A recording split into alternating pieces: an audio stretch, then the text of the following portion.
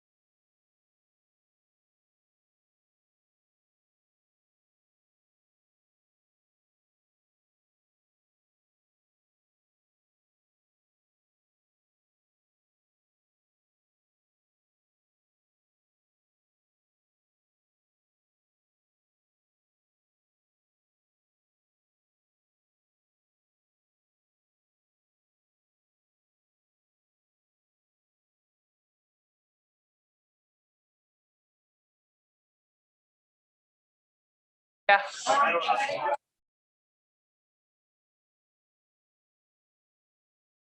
All right, good evening. We're glad to have you here tonight, and we are especially glad to have the Elko coraliers with us to sing for us, and we will forego the Pledge of Allegiance, and instead they will sing for us the Star Spangled Banner. So please rise.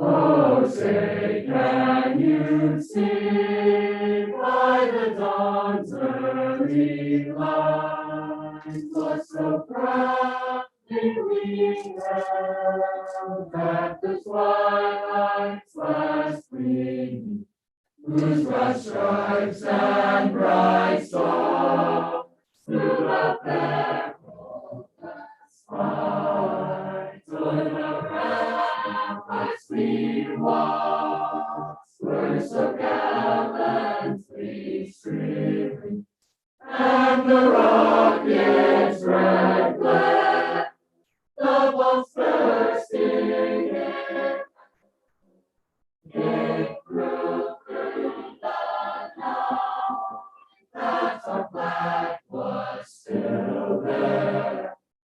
Oh, say does that star-spangled banner yet wave o'er the land of the free,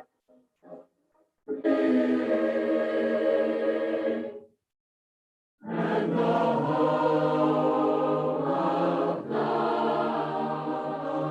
brave, home of the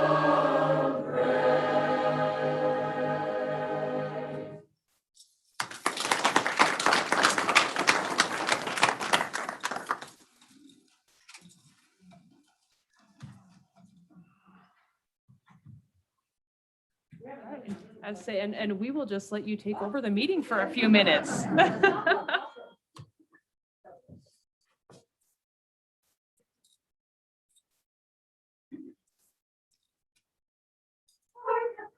sweet silver bells all seem to say, "Go get away, from here to young ding in the pool, ding dong ding dong, dances their song, ding dong ding dong, merrily."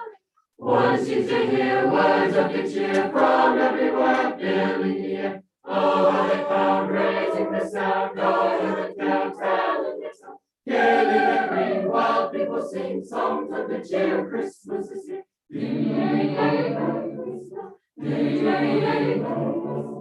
Oh, the big Santa, oh, the content, their triple tones, oh, Christmas is here, bringing good cheer to young and old, big and the lingering on, bells in their song, winter glory, all caroling. One seems to hear words of good cheer from everywhere, filling the air. Oh, how they come raising the sound, oh, how the town telling their song. Gaily they ring while people sing songs of good cheer. Christmas is here. Christmas, oh, nothing said, God with content, their triple tones, to every home. Oh, they say, oh, their triple tones to every home.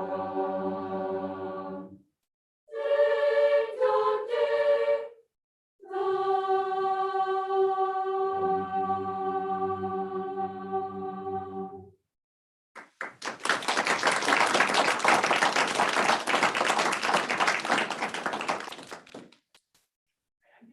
I'm gonna open it up for the board to ask any questions or anything of the coraliers if you'd like. I have a question. So this one goes to Ms. Rogers. So you guys just performed last night at the new Performing Arts Building. It was pretty fantastic. I was there. So in full disclosure, I have 2 students in this group. So I have a freshman and a senior. So I do have some partiality to the group, but I wanted to ask you a quick question. So what does it mean to finally have a home for not just your musical program, but also all musical programs and arts at Elko High School?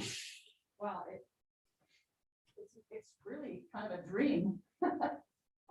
As a small child, I remember playing on the front lawn at Elko High School. I used to live across the street and that old auditorium there. And then by the time I got to high school, we didn't have it. We did all of our concerts in junior high in the old gym. So to have this facility right on campus again has been great. For the coraliers, we have a nice big rehearsal room. I don't know if you ever went to my old room. The state superintendent visited and her entourage could put in the room with my choir in the room. So for these students, it gives them space to grow. For our band, the rehearsal room that they have ample storage and don't have to store their storage within the room and take up rehearsal space. It's just great. And as far as benefiting the music students, tremendous. Our drama program, we have a new drama teacher and she already has 60 kids in her brand new drama club. She is ready to go and use that facility. Our guidance department actually has the most events on our calendar. They can do parent events, student meetings, and all of those things are on our calendar. So for our campus, for the arts, for our entire student body, it's so nice to have a facility like that. And we're very, very grateful. Very grateful. Any other comments from the board? I just want to say thank you very much. It was beautiful to hear that. 2 of my most favorite songs. I think Star Spangled Banner is my absolute favorite song, but for wintertime, especially from a choir, hearing the bells is amazing. So very, very well done. And here in a few, hour or so, maybe a little bit sooner, hopefully we'll approve your visit to Disneyland and represent us well. I think that's an amazing opportunity. I hope you all have a lot of fun and have a terrific experience and lifelong memories there. Thank you. And you're welcome if the board meeting ends. We have a concert at Elko High School at 7 o'clock. So we would love to have you attend. So we performed last night to a pretty full crowd and we're hoping to have a sellout crowd tonight. So thank you for the opportunity to come and sing for you and see what these amazing students do. So Yes, thank you, Ms. Rogers. Thank you. And I think we need to give another round.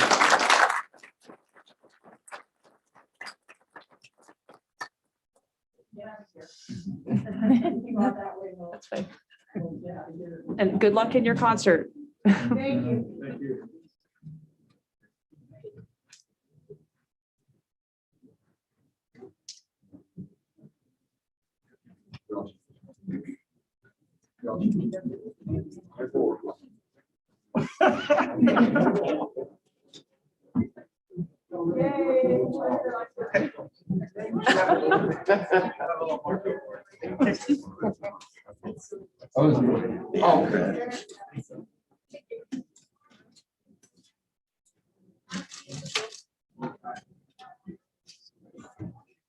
All right, well, what a fantastic way to start our meeting.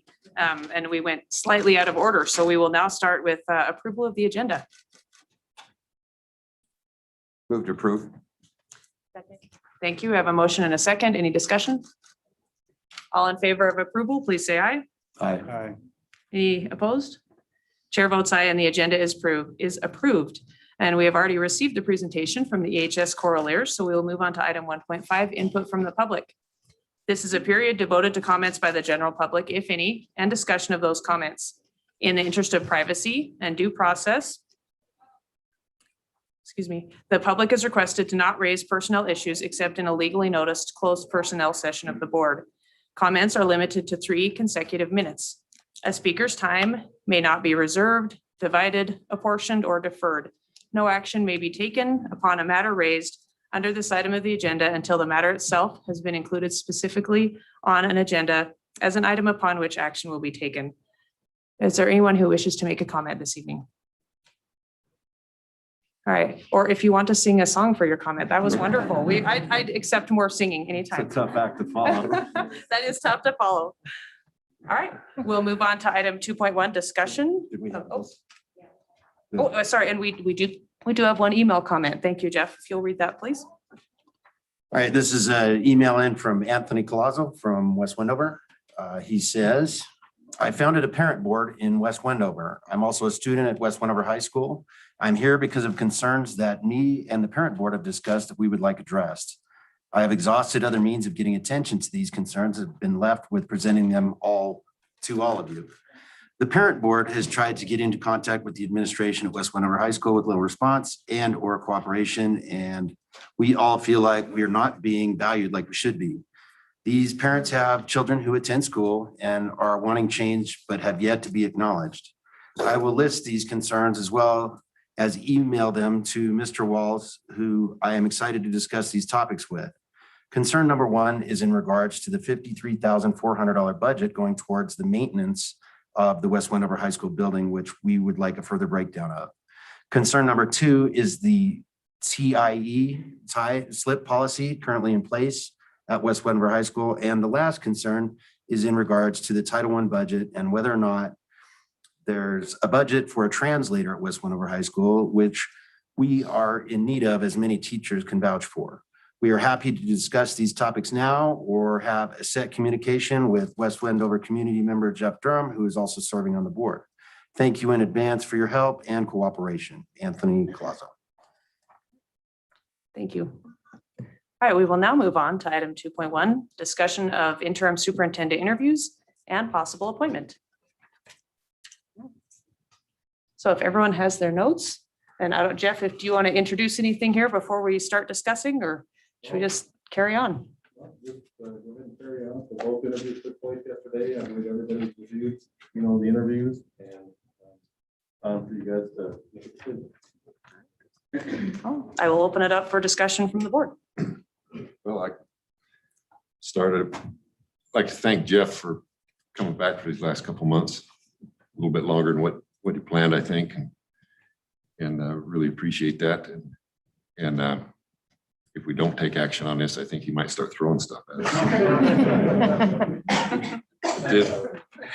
The interviews last night, they were 2 really good interviews. I've sat here and interviewed a lot of people for superintendent and interim superintendent, and the 2 interviews yesterday both were good interviews and a lot to offer.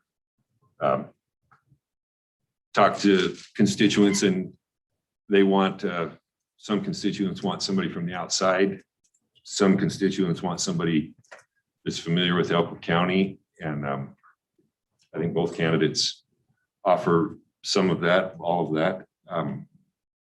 One candidate, I think, raises to the top of that. And if I could, Madam Chairman, make a motion to, I move to hire CJ Anderson as the interim superintendent.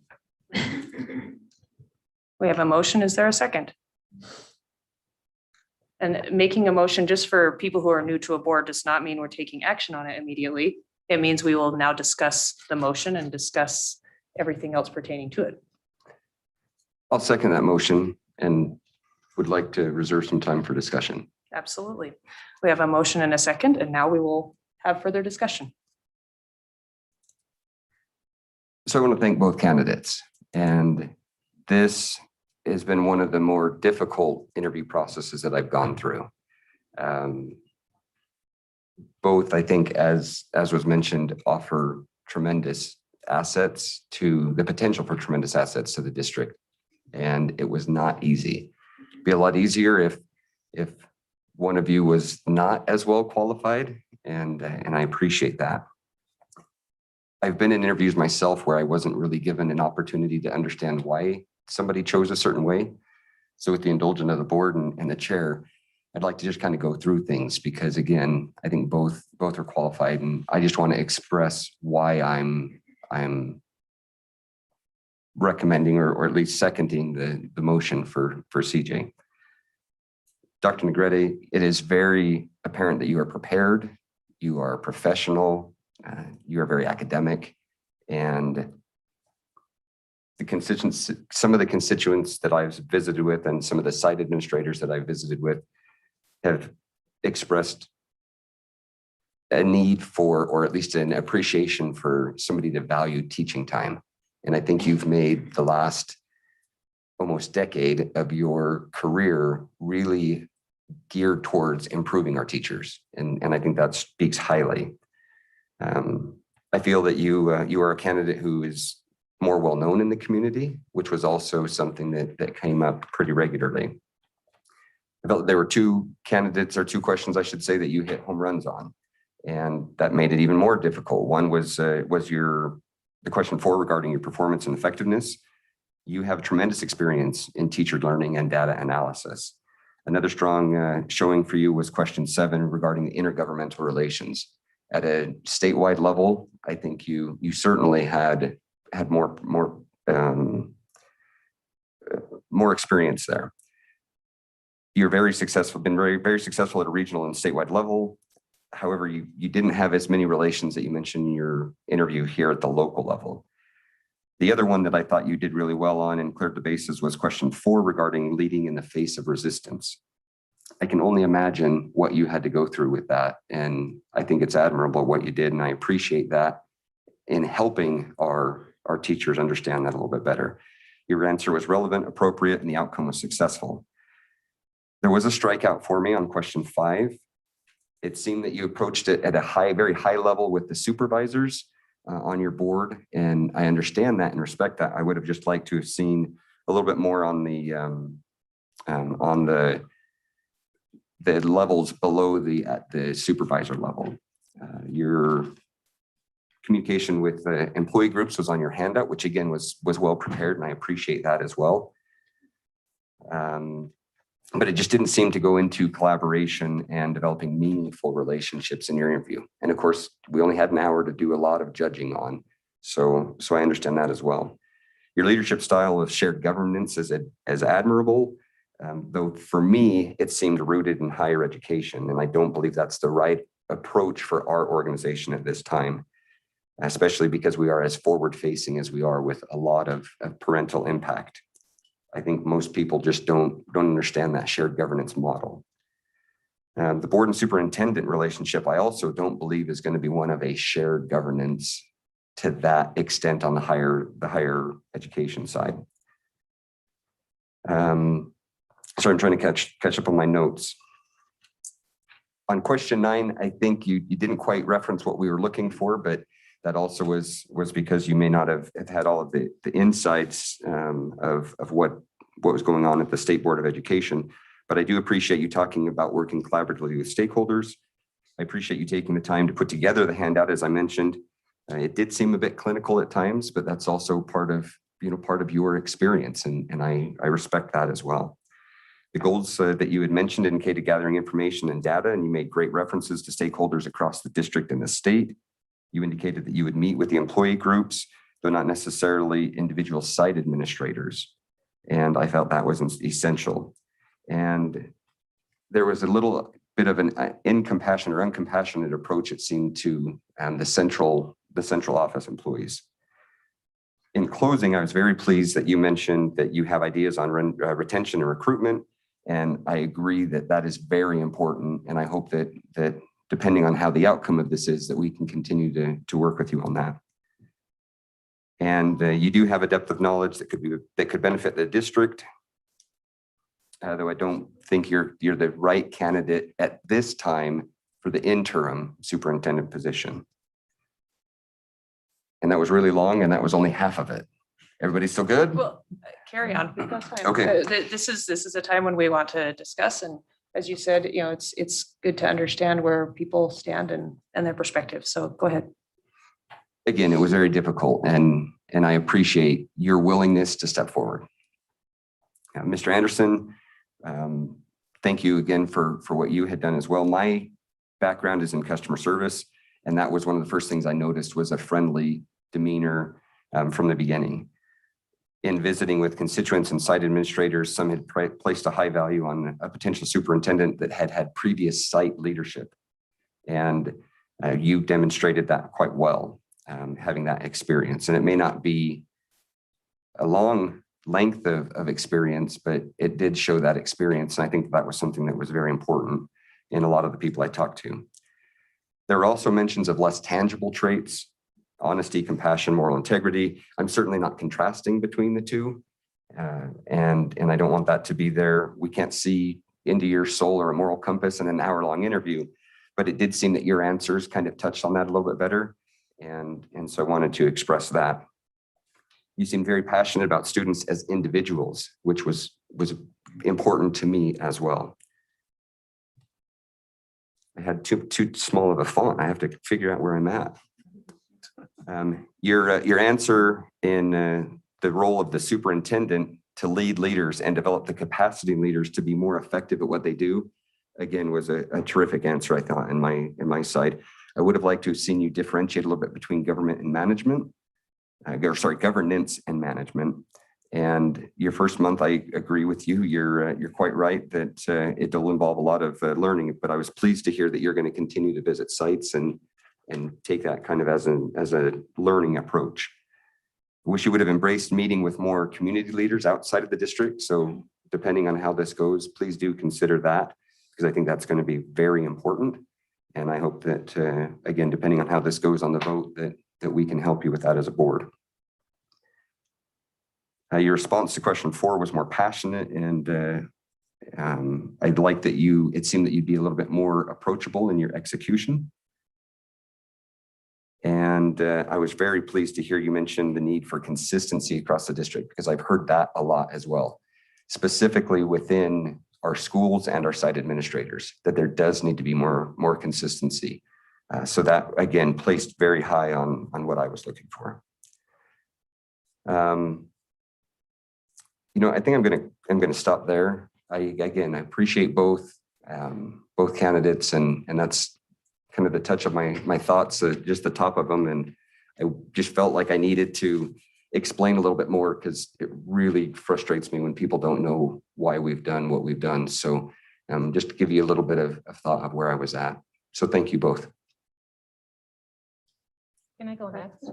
Sure. I too appreciate both candidates.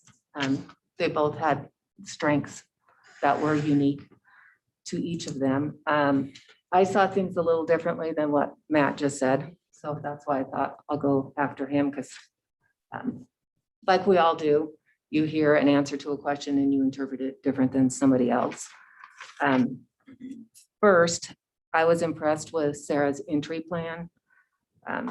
It just showed me you've thought out what you're going to do in that first month, not saying everything in that first month. I know you said that, but that you kind of mapped it out, like here's what you think should happen, along with you mentioned the board and working with them and that those things may change. So I really liked the plan. I also liked the fact that you've attended a National Superintendent's Academy and you've worked the courses in human resources along with recruiting and retaining employees. I noticed you kind of left us hanging, wanting more with, you had ideas for recruiting teachers. So I found that interesting because I'm like, that would be good to know.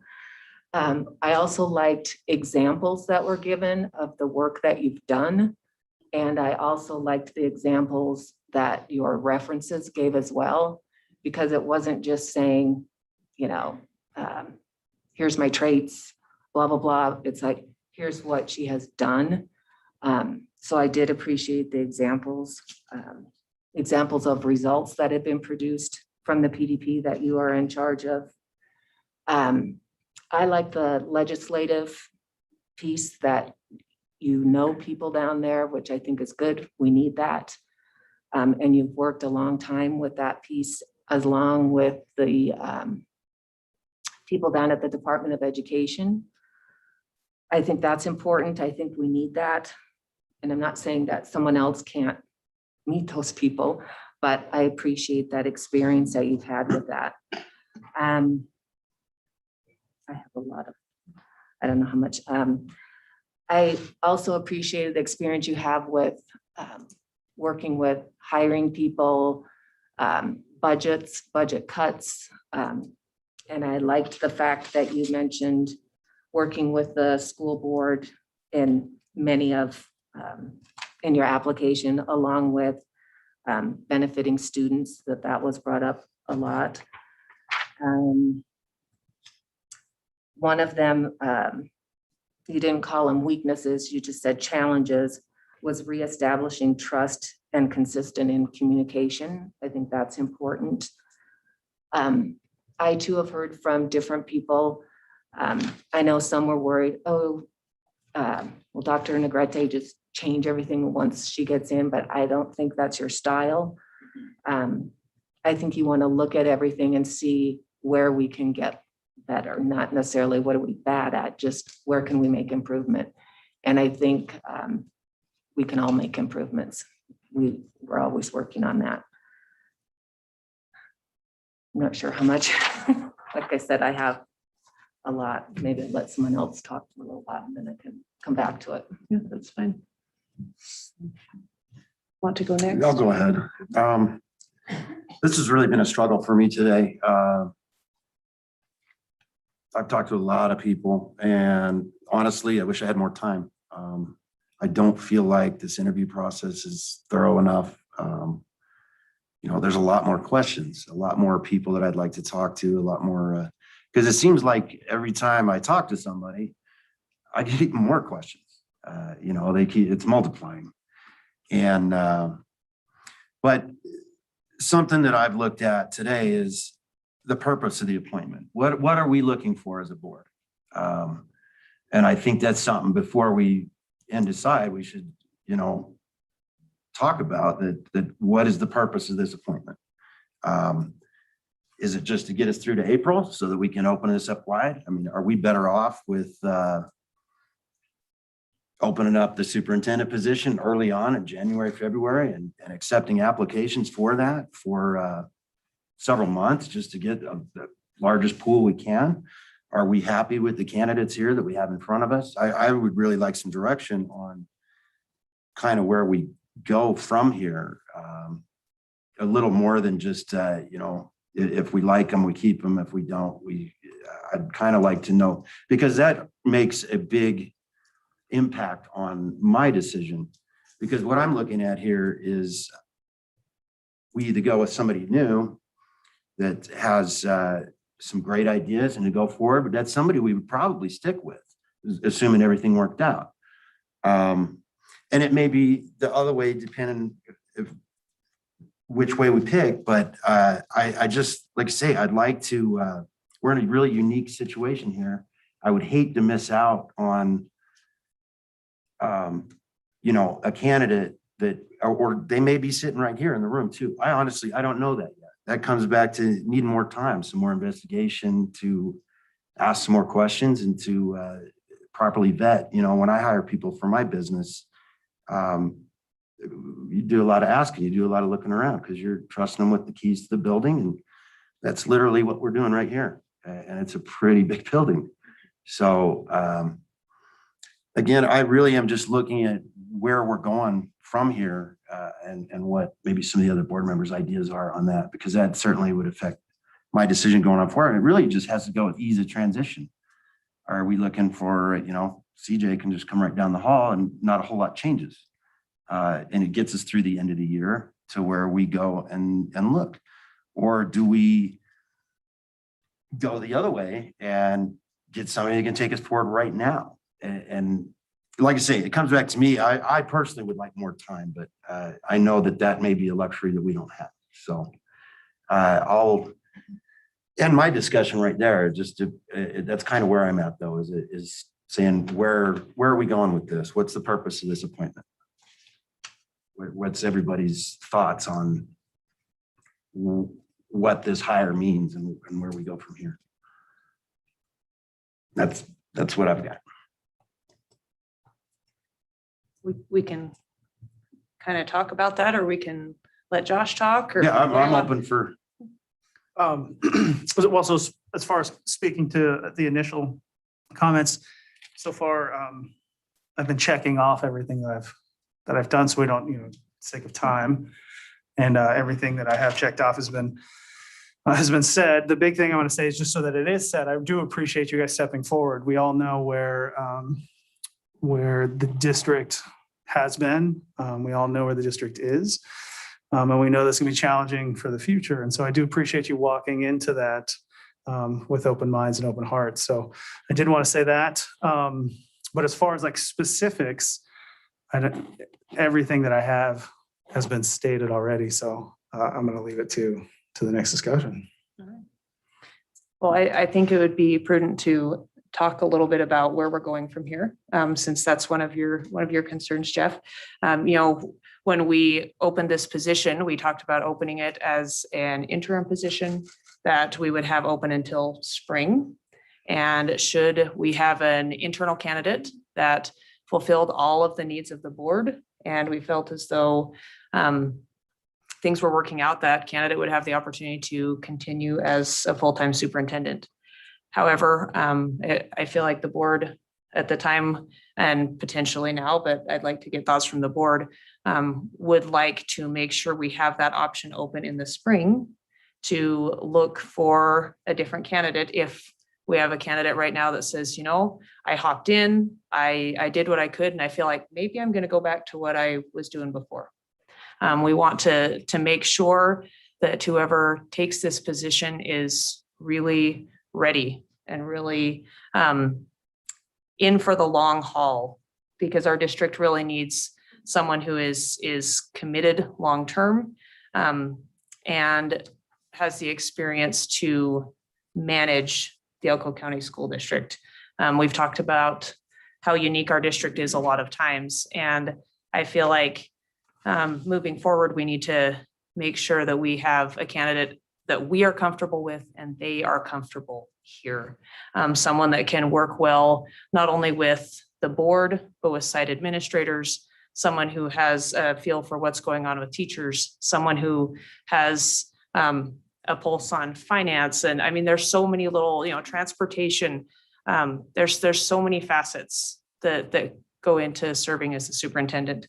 And so I feel like it's a benefit to the board right now and to our candidates to leave this as something that is still an interim position where we are doing kind of a constant evaluation over the next several months. And then I believe in the next 3 months, it will be fairly evident to the board as well as the individual whether or not this is a good fit. So that's what I think. I'd open it up for thoughts from the board.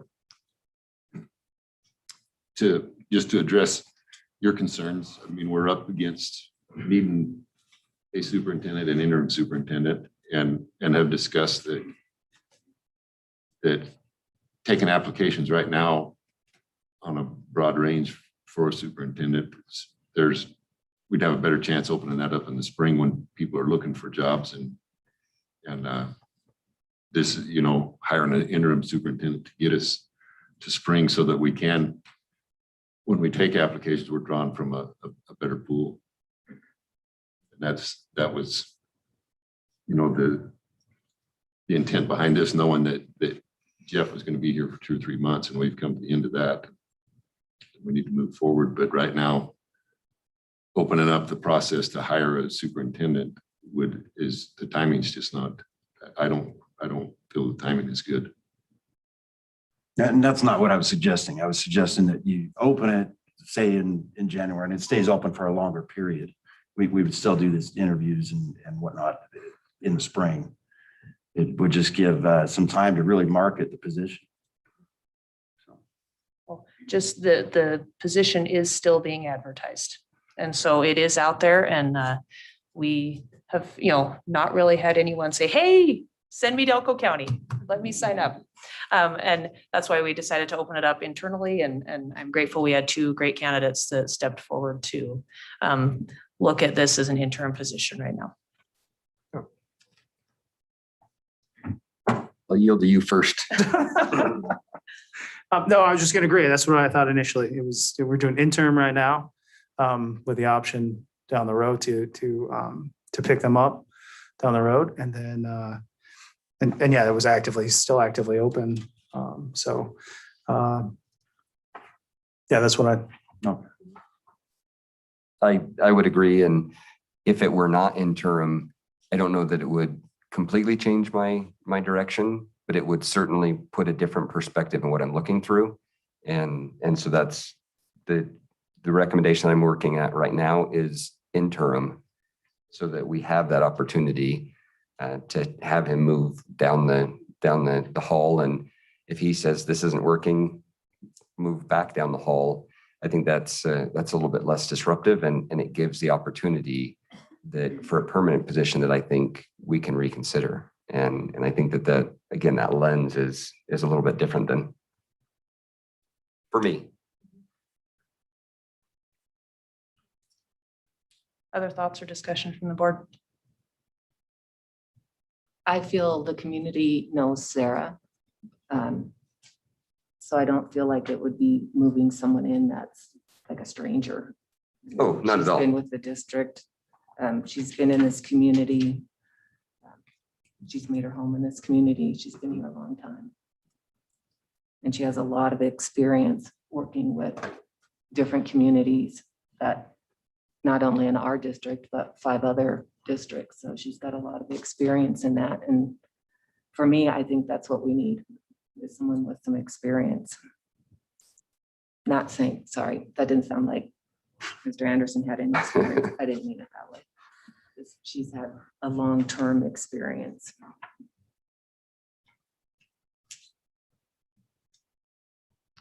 Other thoughts? Well, I have a lot of thoughts, and a lot of them have already been expressed. One of the things that keeps coming to the surface is a lot of people I have talked to, as far as administrators and even some teachers, have said, we would like someone who has been an administrator, because that's a different ball of wax than some other, other experience. And just feeling like they can be heard because the person that is in charge of them has been in their shoes. And that is one of the reasons that I would support Ira's motion to appoint CJ.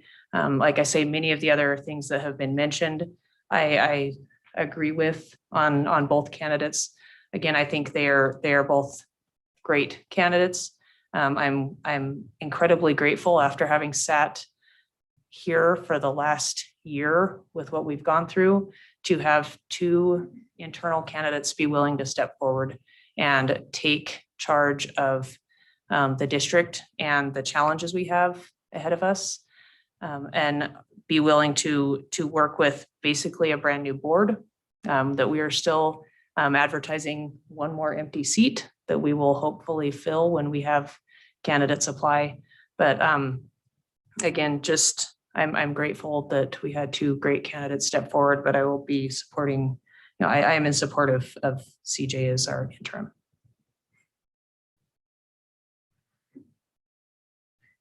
Right. Any other discussion? All right, we do have a motion on the floor to appoint CJ Anderson as our interim superintendent. We will move to a vote. All in favor, please say aye. Aye. Aye. All right, any opposed, nay? Nay. All right, thank you. We have one nay and the chair votes aye. And Mr. Anderson, we have just voted to appoint you as our interim superintendent. So congratulations and condolences all at the same time. And Dr. Negrete, thank you. And thank you for the work you do with the PDP. We know that is incredibly valuable work, and we're grateful for what you do for our teachers in the district and the surrounding districts. All right, anything else to discuss on that item before we move on?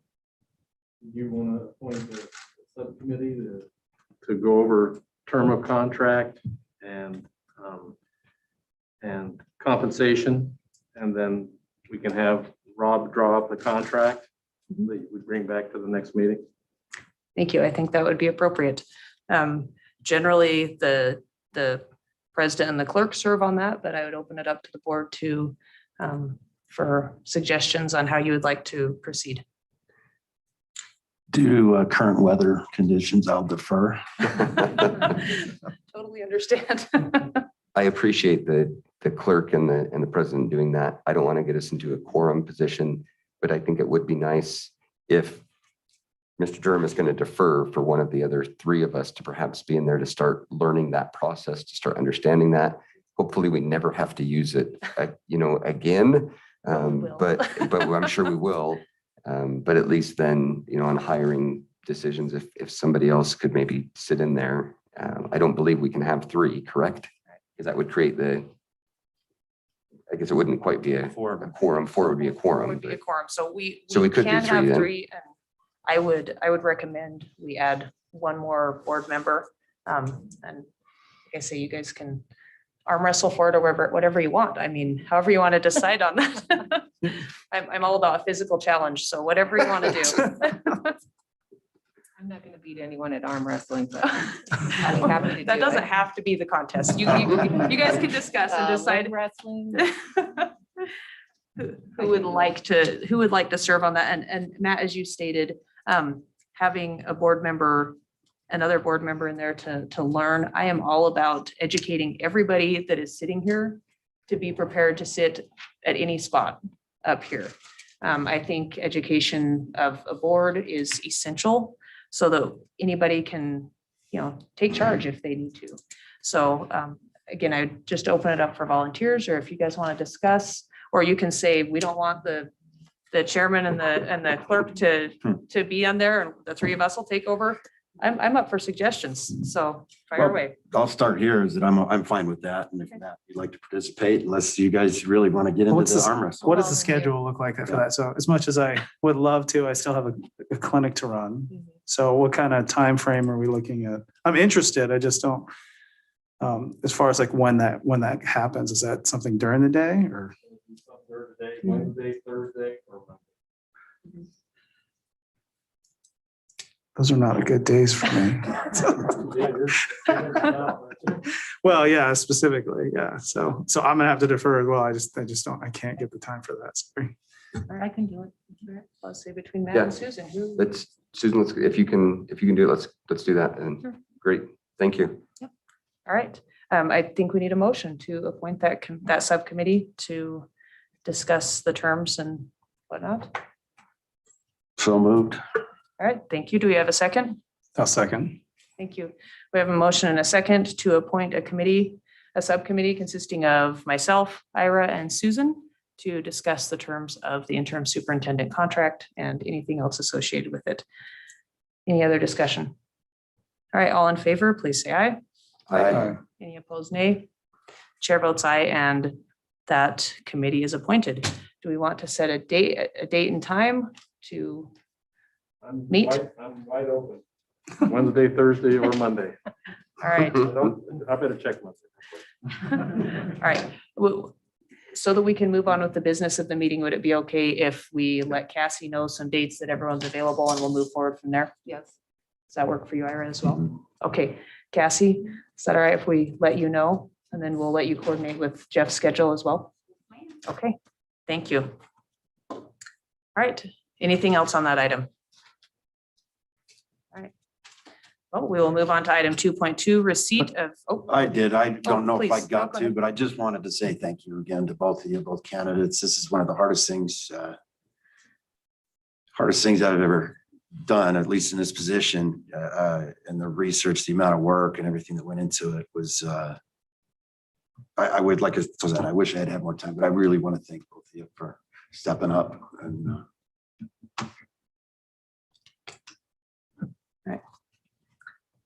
Thank you. Again, we can all echo that sentiment. All right, we will move on to item 2.2, receipt of the quarterly technology and curriculum school improvement plan updates. Right.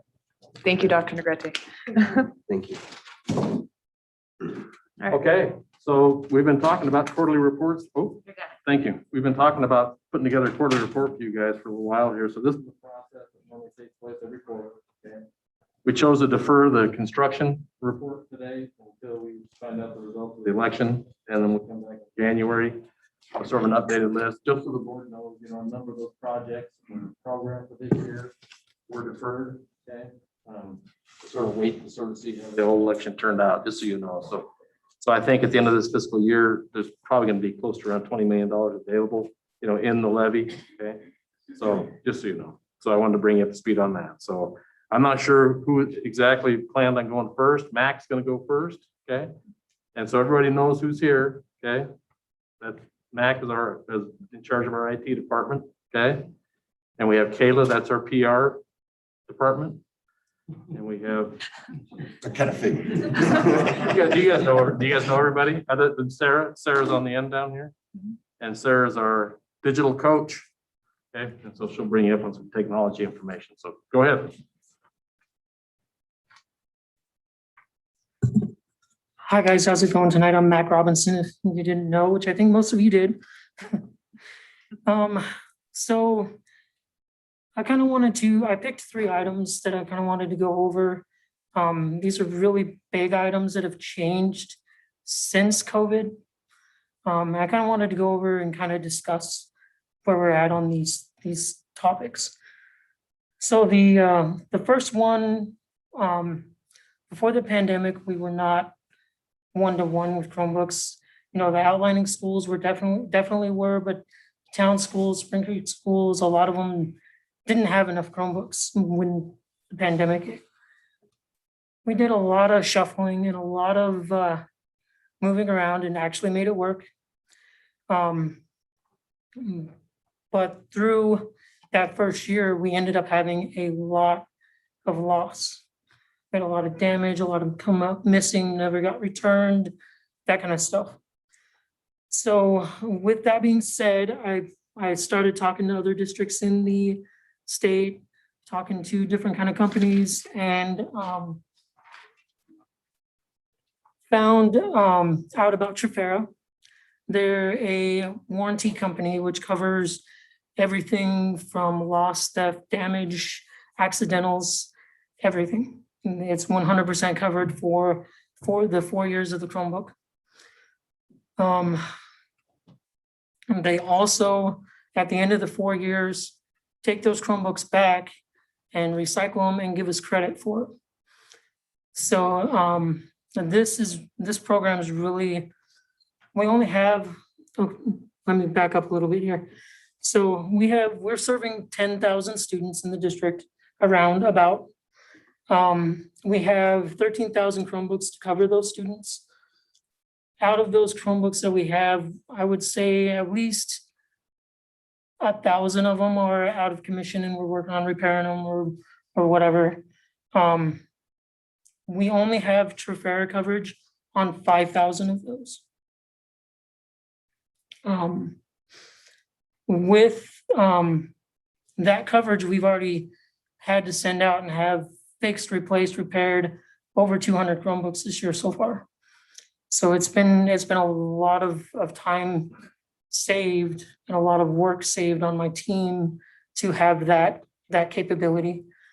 At the end of the school year, out of the 13,000 Chromebooks we have, 5,000 will no longer be able to be updated, which causes a problem with like DRC testing and keeping current on being able to do everything that the students need them to do. Are those just aged out?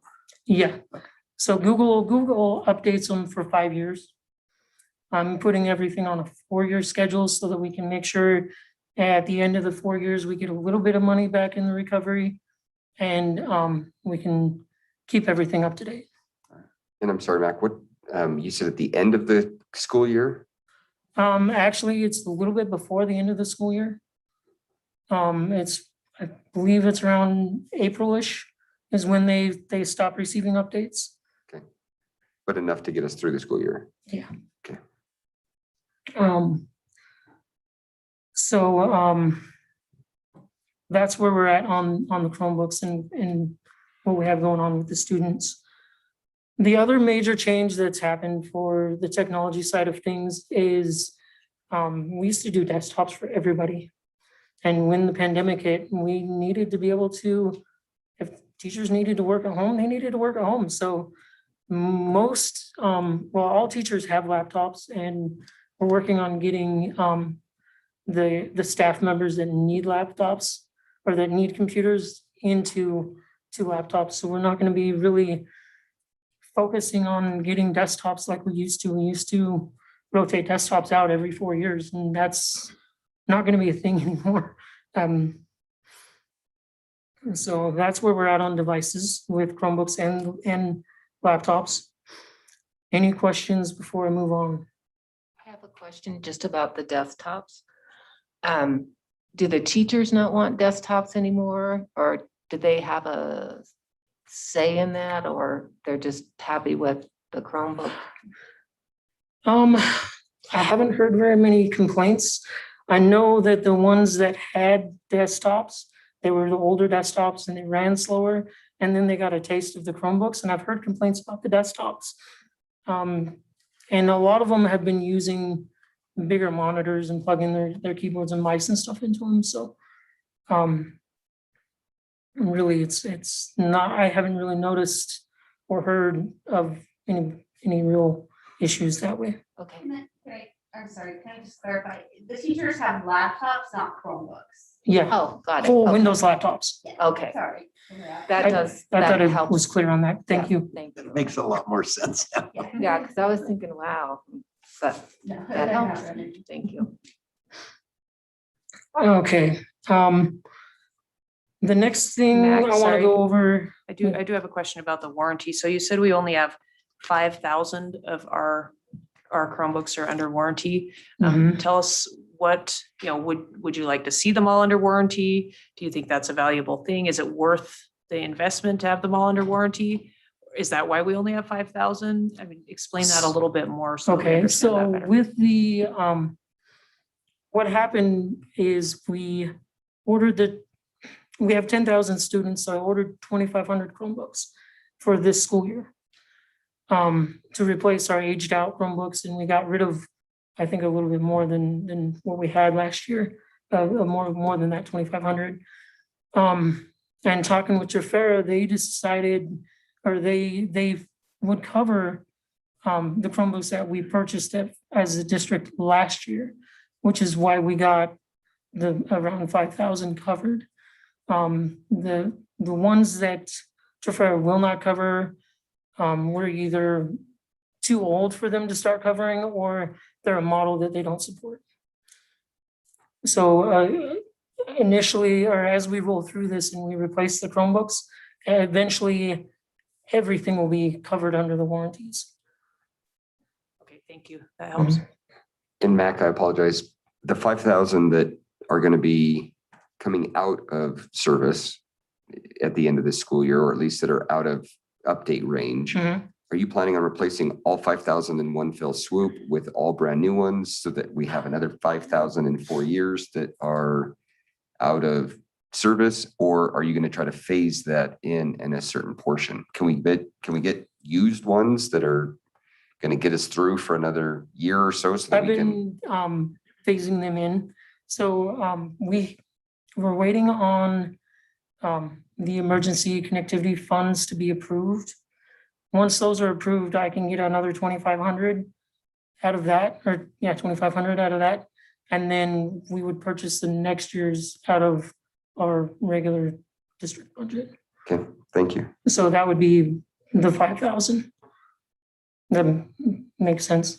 It doesn't. And so if I'm understanding correctly, the 2,500 out of the emergency connectivity fund that you just mentioned, or if I Mhm. butchered that, I apologize, will come in the front of the other 2,500. So there'll still be a gap that we're not going to have all But 5,000. hopefully all of this will fall into place before school starts next year. Okay, So. all right. Thank you. And probably a good point, just so the board knows that we have a certain dollar amount we're required to spend on curriculum and computer hardware. And so that number for the Elko County School District, is it still about $2 million? That minimum textbook expenditure? Okay, I think it's around $2 million. So just so you guys know, so a lot of the money we've had in the general fund to provide that kind of technology, those expenses was directly related to that money, okay?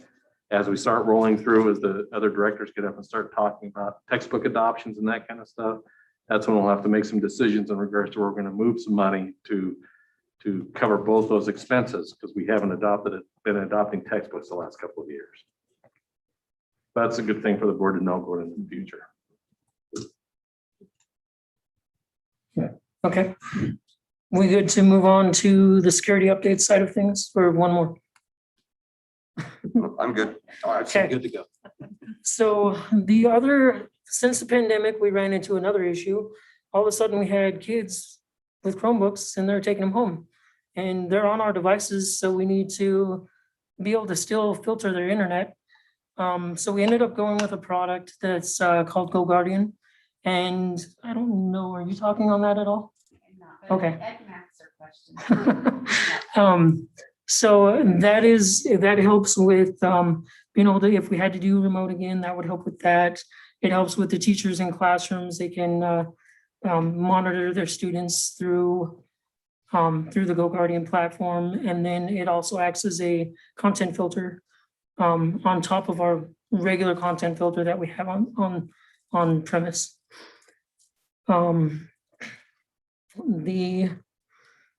So now I'm done talking about Chromebooks. We're gonna go to the Windows side of things. So the last, I don't know, I've worked here since 2007. So everything was, okay, we picked 5 schools, we replaced all the computers at those schools, right?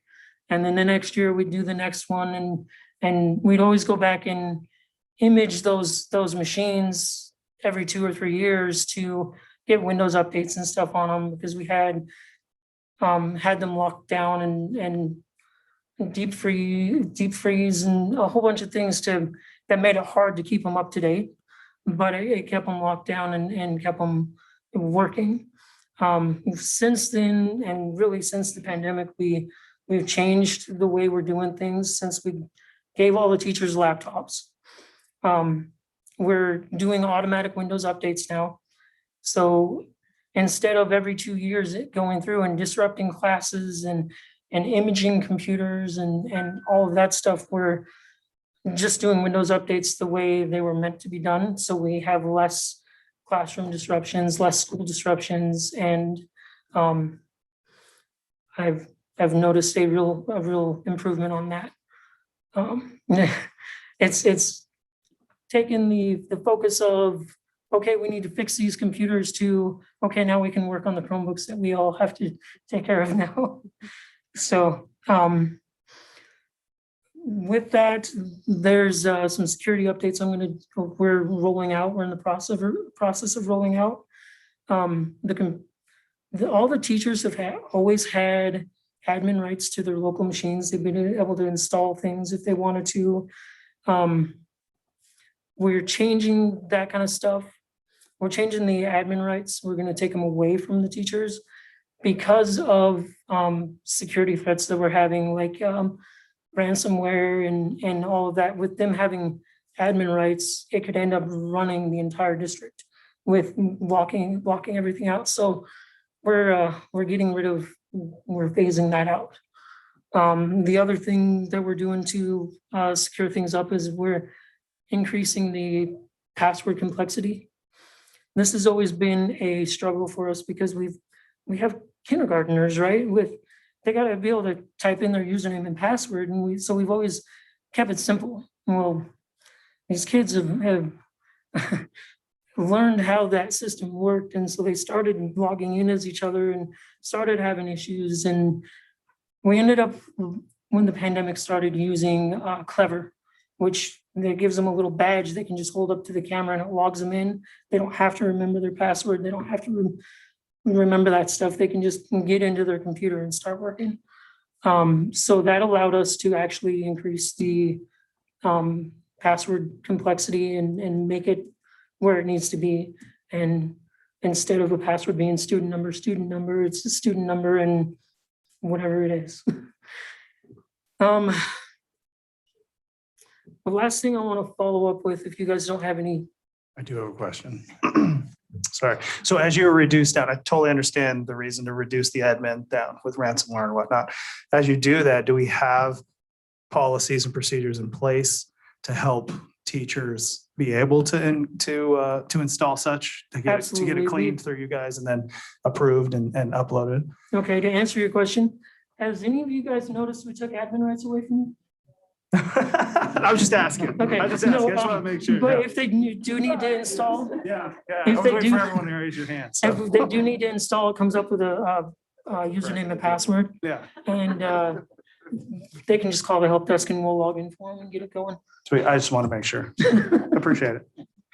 I just had one quick one too, Yeah. regarding ransomware. You hear about this. This has happened in quite a few municipalities. I believe there's some school districts and so on. What would you say our level of protection against nature? I know you can't prevent everything, but I mean, You it's- can't prevent everything, right? And we've been, my first year as when I took over the department, we had a security audit. Yeah, And we went through and we've been kind of locking things down, and all this stuff that I've been talking about was in that audit. right. And we've just been slowly, you can't make rapid changes or you end up with a mess. So Yes. we've been slowly implementing this stuff and kind of narrowing it down and getting it down. We have a good backup system and a good backup to our backup system, but like you said, nothing's 100%. Of course, we are taking active measures against that. It's good to hear. Absolutely. Thank you. So I want to finish off with future projects. Basically, most of the stuff I listed on here is connectivity, like bandwidth connectivity to the schools. So Elko and Spring Creek, we have what's called a lease-lit fiber for every school in Elko and Spring Creek except for Flagview and Elko High and Sage. That gives them 10 gig back to central office, which then they go out to the internet from here. The projects I really want to focus on in the future, the biggest one I've been trying since I took over is Oahe. Oahe has a 50 meg circuit for their 300 kids, which is really honestly nothing. I've been in here and stood before the board before and said, hey, I'm going to get internet for Oahe. And then everything always falls through every year, including last year. So that's always a struggle, always a fight. I can't get companies that actually want to build the network to get us in there. I have been working with the tribe and we may have a solution, but I'm not 100% yet. I need to reach back out with them and make sure where we're at on that project. But if that goes through, we'll get them a gig service, which would be a huge improvement for them. The next one is we have wireless circuits that connect a couple of our schools that don't have fiber to them, like Flyview doesn't have fiber. Sage doesn't have fiber to it. Wells doesn't have fiber. Windover doesn't have fiber. So and those are all running on microwave links. They're all at a gig and they have been performing well, but that equipment's starting to get old. And so it's to the point to where, okay, do we replace the equipment or do we just run fiber? And I would- Microwave, right, is line of sight. Is that affected by weather and things like that too? It depends on the frequencies. Yeah. So with what we have set up, we have two different radios at each end. And one of them is a higher bandwidth, higher throughput that works great under perfect conditions. And the other one will punch through the weather. So, yeah. Mac, with the fiber that's being installed currently around the county, is that going to be installed, say, to Sage or to any of those campuses that don't have fiber? That's unclear yet because I haven't even put in for E-rate or anything to let any of these companies bid on those projects. But the fiber, it's a little bit different because and the fiber you're talking is an internet service. And really what we need is for those schools to get back to central. We don't need internet service provided to like Sage, but we need them to come back here. Does that make sense? Yeah, that makes sense. And so actually, just to clarify on that, can Anthem, as the provider that's currently building out in Spring Creek, can they dedicate a fiber to what you're asking for? Or does it mean that we have to run a whole nother line? So there's no fiber to, there's fiber to Spring Creek Middle School, but not to Sage. Sage is a wireless link from the middle school to the high school, right? There needs to be fiber there. Whether we, and preferably we just run it to the middle school and it'd be a short little hop, but that's one example. As far as whether the companies would do it, I don't know. It depends on when we go out to bid, if they apply for it or what they're willing to do. It's the installation of the actual fiber itself, though, of the line, the hard line. I don't know who they do their installations through. What we have right now, the company we're going through, it's lease-lit, and it's WANRAC. So WANRAC ran fiber from all our schools and they links back here to central. And do we own that line then? No, we do not. Okay. We pay a monthly fee on it. But since it's been in, it's already been dug up 4 times. So it's really nice to be able to, hey, we're down, right?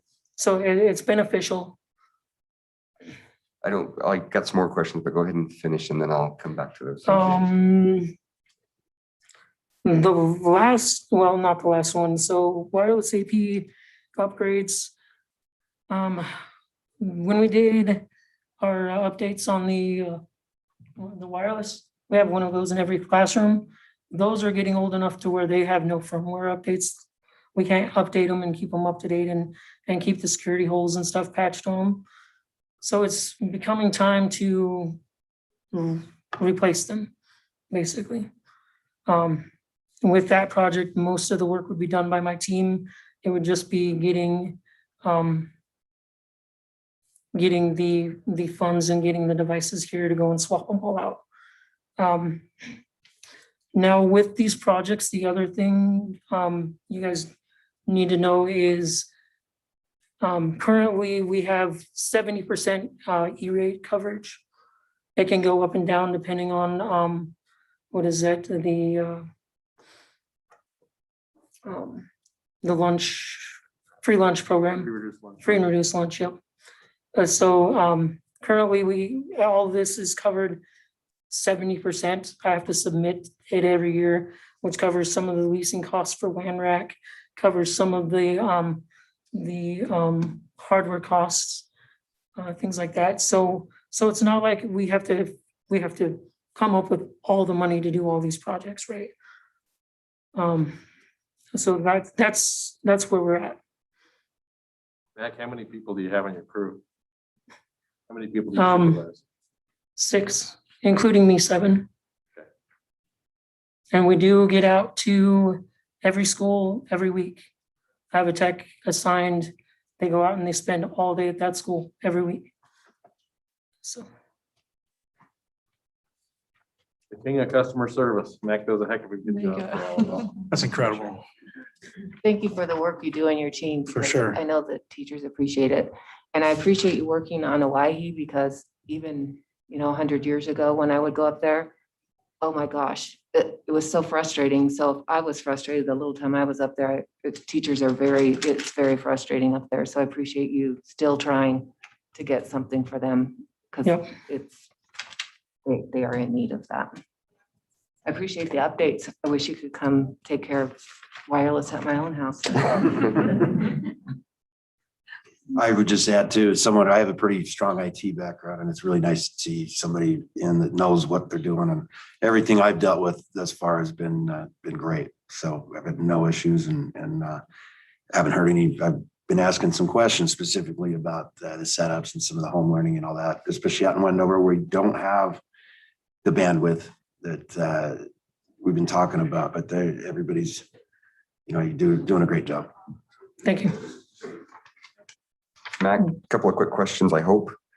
Going back to the Chromebooks, can Chromebooks handle a full slate of electronic textbooks if we ever get to that point? Or is it robust enough to be able to handle 7 subjects? Most of that is online. So as long as there's a web browser, you're going to be able to access that stuff. Absolutely. Okay. And on the fiber lines themselves, Nevada's Governor's Office of Technology was working on internet access, particularly in the rurals.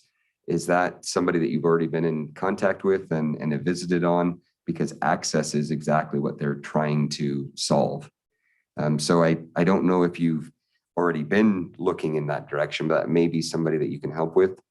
Mayor Keener had some pretty good contacts and a number of years ago had facilitated some pretty good discussions on that. So he may be able to help there. I don't have the card anymore and I don't think it's the same lady since there's a new administration, but that might be another avenue that can be pursued for access.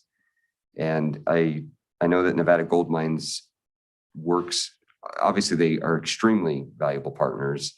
And I know that they also value the partnership and the relationships that they have with the tribal partners. Mhm. That might be also something, since Anthem is already here, they're already working with Anthem obviously we have our bidding process, everything else, but that might be able to be something that might be extended. I'm sure you probably thought about some of these, but just to. I've spoke with both CC Communications and Anthem, and they've come in and talked about our fiber build with me, and there's been conversations, but with these future projects, first of all, I'd have to come and talk to you guys before I'd go out to bid for things. And then we have to submit for E-rate, which I have an E-rate consulting company that helps with that stuff. And then we put it out to bid, and whoever comes in with the right stuff, if we can afford the project, we'll do it. Thank you. And thank you for you and your team as well. Yeah. Can I make one comment real quick? And it'll probably apply to everyone. I appreciate what you being able to answer the questions like that. It shows how professional and how on point you are. But it seems tedious right now. And I know there's viewers at home going, why are you asking questions like this? But this is part of the transparency that everyone wants, that it's not just, hey, Mac, will you go set up a fiber line and get it done? It's that, hey, Mac has to go through steps and procedures and processes in order to get that fiber line done so that we can then vote on it and then move forward. So I appreciate that. And I appreciate the professionalism. And I appreciate what everyone sitting here is doing. You're taking time away from your family, and I appreciate it. Thank you so much. Are we good? Good. All Thanks, right, Mac. who's up? I'm gonna go make sure we're doing good on. Carry on with work. Good evening. These past 5 months, I've been working on a variety of projects concerning elementary practices, procedures, scheduling, and protocols. One of the most important and ongoing projects I've been focusing my attention to is the re-implementation of Read by Grade 3 for our elementary campuses. Tonight, I'm going to focus my quarterly report on sharing with you the history of the Read by Grade 3 in the district, the current coordination process we've made re-implementing Read by Grade 3 this year, and what our next steps are going to be. With the passage of Senate Bill 391 on July 1st, 2015, the state of Nevada established a statewide comprehensive system of early reading instruction and intervention aimed at accelerating the reading growth of students reading below grade level in kindergarten through 3rd grade. This program became known as Read by Grade 3. Read by Grade 3 required school districts to formulate a site literacy plan to improve literacy achievement for all students enrolled in elementary schools.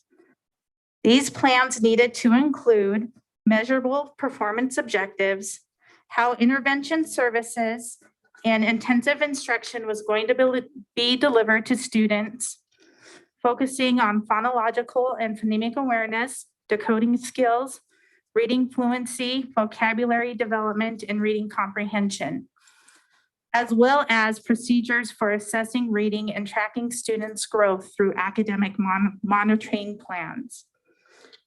In 2019, the legislature revised and enhanced Read by Grade 3 through Assembly Bill 289. These revisions increased local funding responsibilities, expanded the school responsibilities from kindergarten to 3rd grade to kindergarten to all students in elementary school, and required each campus to have an assigned literacy specialist. The district was making great strides in the Read by Grade 3 efforts when the unprecedented COVID-19 pandemic hit spring of 2020, which unfortunately also negatively impacted the district's Read by Grade 3 efforts during the 2021 school year. The Nevada Department of Education realized the impact that COVID-19 had on its districts, so they allowed for districts to modify the Read by Grade 3 programming responsibilities for last year. So this year I've been working with our elementary principals in re-implementing the full components of the Read by Grade 3 programming. I've been using the school implementation guide provided by the state of Nevada this fall. And so far, our progress this year includes identifying Read by Grade 3 literacy specialists, dyslexia strategists, and reading interventionists for every elementary campus here in Elko County, with exception to Carlin. We're still looking for a reading interventionist, but we have a good lead, so hopefully that'll happen by January. We co-created consistent district-wide parent notification letters. We've been coordinating and purchasing assessment protocols for the Brigance and KTEA 3, so each campus has the needed testing materials readily available. Setting up and inputting district data into the state's online management system and coordinating with special services the creation of Q Global accounts for our dyslexia strategists, and ordering Haggerty materials for our reading interventionists to use during reading remediation times. The district's next steps are to develop a local literacy plan in the spring of 2022 using the template being developed by the state, and to have that plan approved by the state in June. I've asked to be a part of the state committee in January that is creating the new local literacy plan template, so I can get the new information to our district team faster and we can get our team working together on it sooner. I look forward to keeping you informed of our district's progress throughout the course of this year, and I am excited for our team to start working on our plan. Do you guys have any questions concerning Read by Grade 3? Any questions from the board? 2 questions. You Okay. mentioned a reading interventionist, dyslexia strategist, and then another term. Okay, so we have a literacy specialist, dyslexia strategist, and reading interventionist. literacy. Okay, so are those 3 individuals or is that one person that has 3 skill sets? No, they're actually more than 3 individuals. Okay. So the reading interventionists, we have 2 per campus, except for Wahi, they requested 1. Dyslexia strategists, we have 1 per campus. And the the reading interventionists, I had slated 1 for every 200 students in our budget, but we had a hard time finding those this year. We have some campuses like Mountain View that have 3, but we have other campuses like Carlin where we're still trying to search for 1. But everybody besides Carlin has 1, at least 1. Okay, thank you. And the second question is, what percentage of our K3 are the phrase that's used, and is it in need of improvement? Is it below standard? What's the catchphrase? I would say probably below reading performance Okay. And about before how grade many- level. About what percentage of our total student K3 population? Do you have a rough guesstimate? I would say probably about 60 to 70%. Below The that level. pandemic really put a crunch on our Okay. reading. Thank you, Mrs. Turner. You're welcome. So as far as I lost the term, who you're looking for in Carlin, Yes. the position, what are the credentials a teacher doing it, or what are the credentials for that? We've been looking for retired teachers or teachers that are no longer teaching. Some have just decided that the classroom wasn't a good fit for them, but this is another avenue that they can. So are there specific Service. credentials for them now that, or what I'm getting at is like, if there's somebody in the We community- have, oops, sorry. We have a retired teacher that's pegged for that. Yeah. We just got to coordinate with her to make sure she wants it. Her friend told me she wanted it, but that's as far as the conversation is Sounds good. That's- gone. That's how we hire too. That's a lukewarm lead, yeah. But my question is, can anybody step forward and do some training to help out in that? We'd like to capacity? have an educational background, and Okay. of course, Okay. fingerprints, cleared, things like that. Could you go back to the 60 to 70%? Because I lost focus for a minute. That's how many kids are below performance, or 60 to 70%? Right, and how we determine that, Susan, is we have them take the MAPS test in the fall. And if you score 40% or below, and this is also with classroom observation, the teacher will put you on an academic monitoring plan. And that's how we determine Okay. who's And then, reading deficient. maybe this is a question for Jeff, but in the per pupil spending fund, whatever the title is on that, is this read by grade 3, is that grant money or that's regular money? Does that all go into a Yeah, pool read and by so we grade may 3 not was have as much? Moved into the general fund, those other state programs. So Okay. that's part of that accountability model, that Julie's reconciling as we go through this, because we have money that funded specific positions through categorical grants. Okay, and now that was all pooled in the general fund. And we're trying to reconcile the FTEs, the number of positions, okay, that were with those grants, and what the accountability is now in regards to what we need to maintain, okay, in conjunction with maintaining all of our general fund positions. So that's what Julie's sort of been working on right now. So this is a general fund program. Okay. Other questions? How do we get that 60% down? Are we on a good path, do you think, to do that? Or is there more that needs to be, I really can't. I know our teachers are working hard trying to address the reading concerns in the classroom. And one thing about the academic monitoring plans, the AMP plans, there is a homeschool component to that. So I know parents are working hard too. just looking for, that's a big number. And Yeah. so do you have any idea what the pre-COVID, literacy levels were? Were they?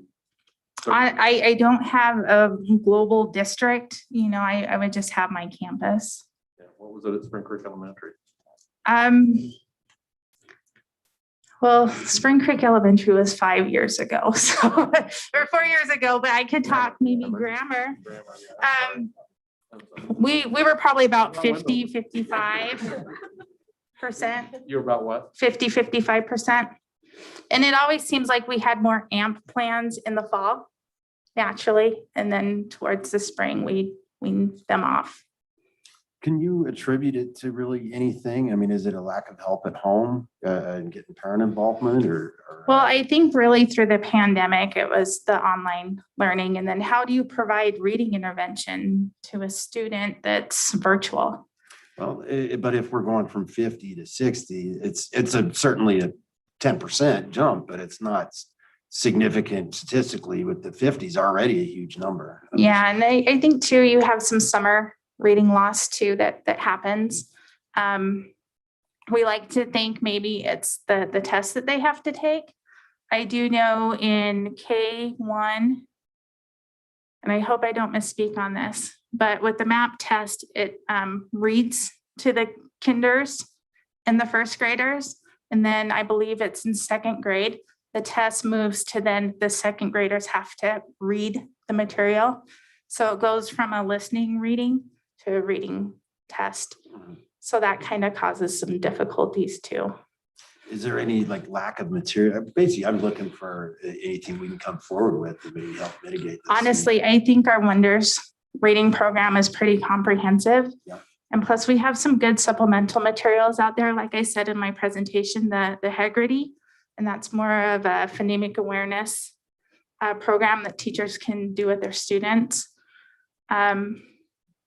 I would say that our Wonders program is kind of weak in phonics. Yeah.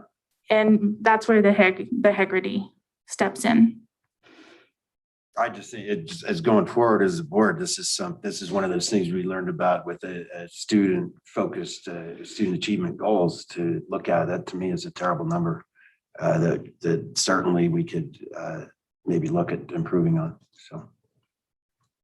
One more And please question. don't take And my I'm not numbers as saying that- exact either, because Yeah. it's just. But I mean, even ballpark's fine, but in Yeah. the discussion, I'm now sitting here thinking, what can we do to get kids to read, to make it fun, to make it, and with the programs that's going on, it's not, I don't feel that we're not doing a good job with it too. I know how it can be sometimes too with getting the support from home and things of that nature can make it really tough where you're getting this reinforcement in the classroom, but then you get no help behind it. And I'm just wondering if that's something that we can look at and as going forward, just kind of bouncing some ideas, but Sure.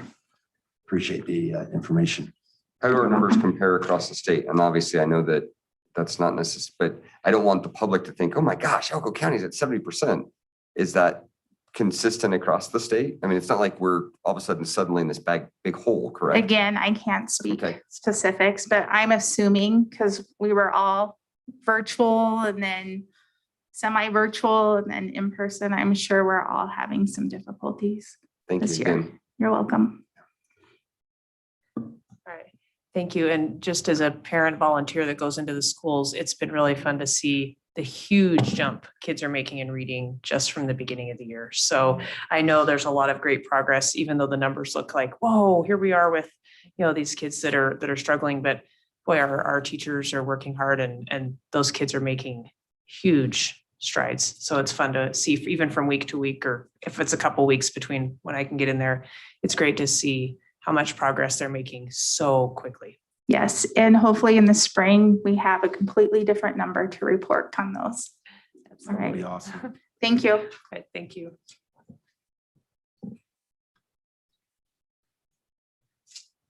All right, my turn.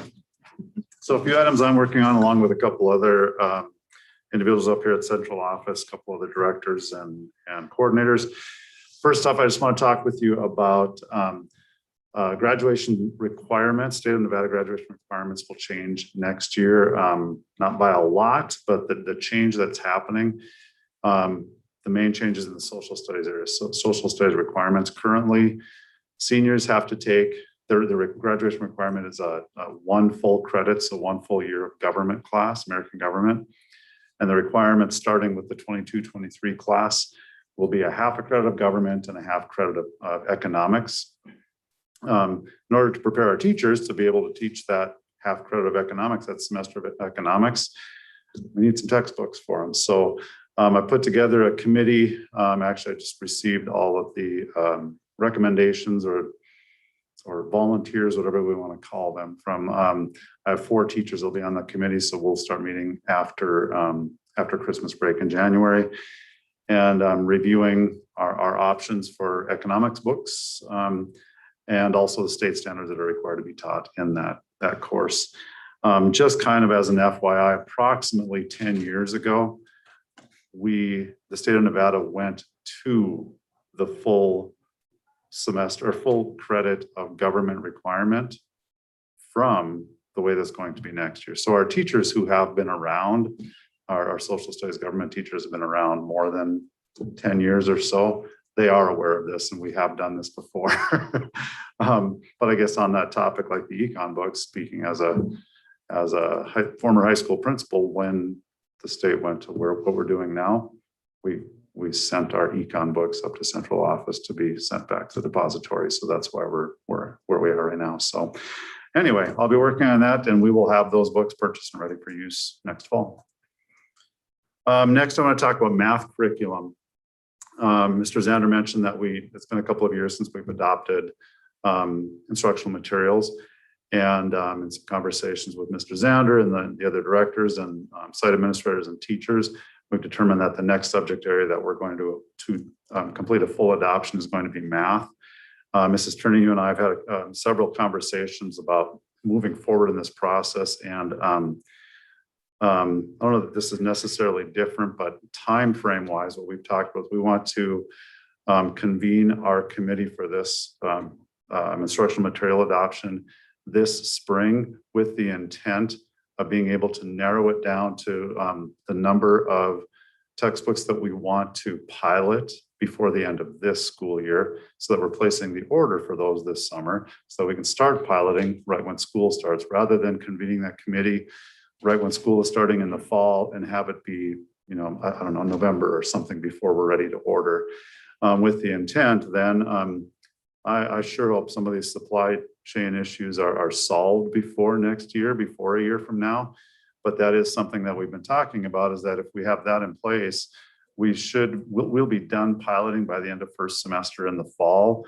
So like I mentioned, ordering the pilot materials this summer so that they're here before school starts next year.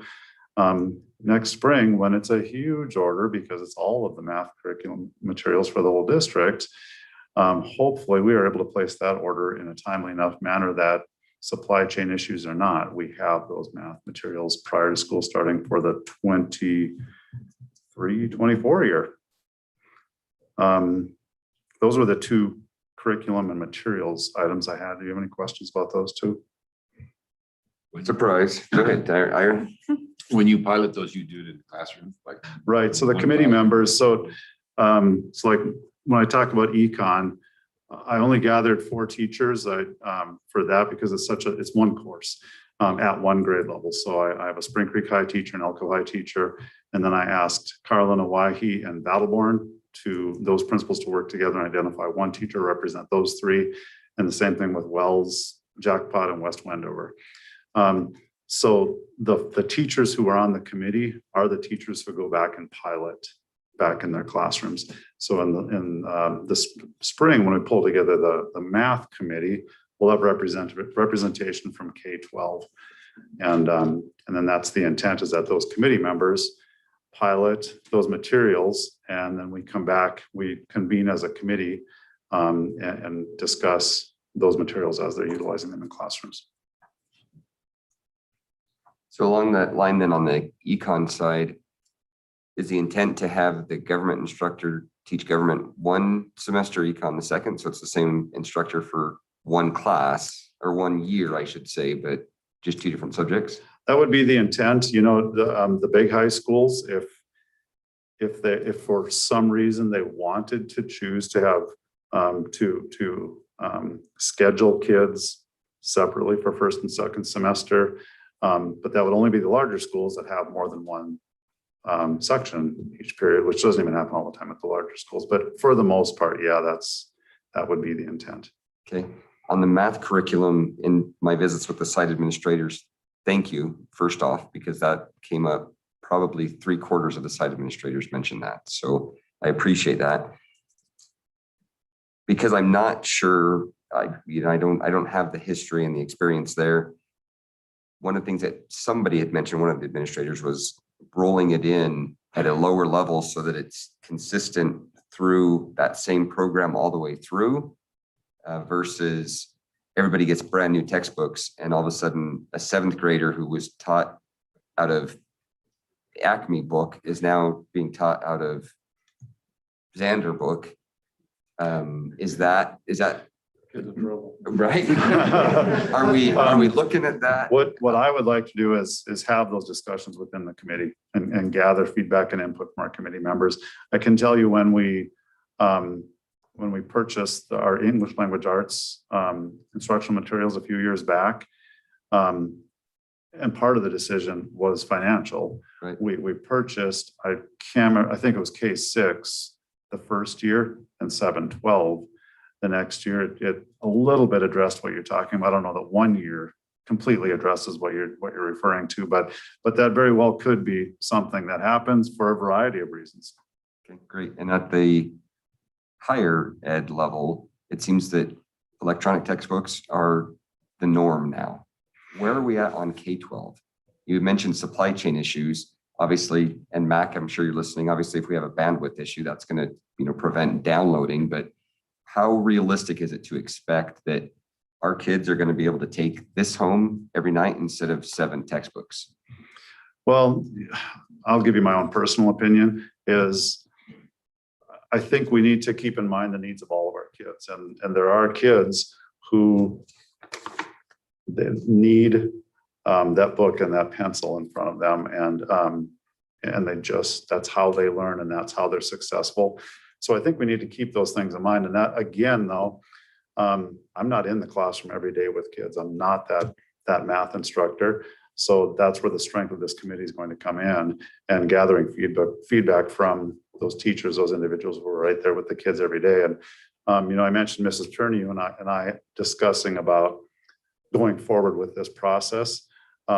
There will be involvement by our special services director, Mr. Smith. There will be involvement from the IT department because there will be an electronic component. For example, our ELA series, kids have a book, but the entire book is digital also. And I can't imagine that there are any textbook series that isn't the case nowadays. 15 years ago, you adopted a textbook series and you got a CD-ROM that was the entire textbook on the CD-ROM, and that was thrown in for free. And because you bought the paper, the bound books, and now it's gotten to the point where if you choose to, well, I'm saying this just from a little bit of research, so don't hold me to this with every publisher and every textbook, but now it's gotten to the point where there are districts that might go solely digital, and the textbook companies still make their money. Of course. So the what it costs to be completely digital is, I don't know if it's a whole lot cheaper. You might not have to replace as many books, but I would think, one idea to keep in mind would be at a minimum, each teacher having a classroom set. They might, and then they're able to check books out to kids that to go home, but there might be a book for every kid too. I don't know. I think we just need feedback and input from our committee. Great. Thank you, Schwartz. I have one more. Actually, kind of a comment. And again, it's going to sound a little redundant, but what you're telling me is that you don't just randomly pick curriculum and then shove it into a room. You actually do research, form a committee, and that committee decides based on teachers and instruction. And then that is rolled out over the course of time. And it can take up to years to put that in. Exactly. I just want to make sure that was out there. I'm glad that's on the record. And the second point to that too, I think it's important, is we don't buy first editions. We only buy second editions or later because you pay for all the typos and the information in those first editions. So we accidentally did do that with the math adoption some years back and ran into troubles. And so we buy them second editions, and we buy everything from the textbook, the regional textbook depositories. Okay, because the freight is so much less than if you actually purchase those from the textbook companies and their plans. Will you remind me? I think Jeff, you probably told me this, but I don't remember. So say the math curriculum, are there like 5 choices from the state and you look at those, or so it's based on what the state has said, here's your choices? Yeah, and you know, so on paper, that's correct, but I don't like to say the state chose. Okay. There's a committee called the Nevada Instructional Materials Steering Committee. There's representation from every single school district on that committee. That steering committee, their role, their responsibility is to review any and all textbooks that publishers submit to them. And they come up with a recommendation or not to the Department of Education. And those materials that are approved by that committee utilizing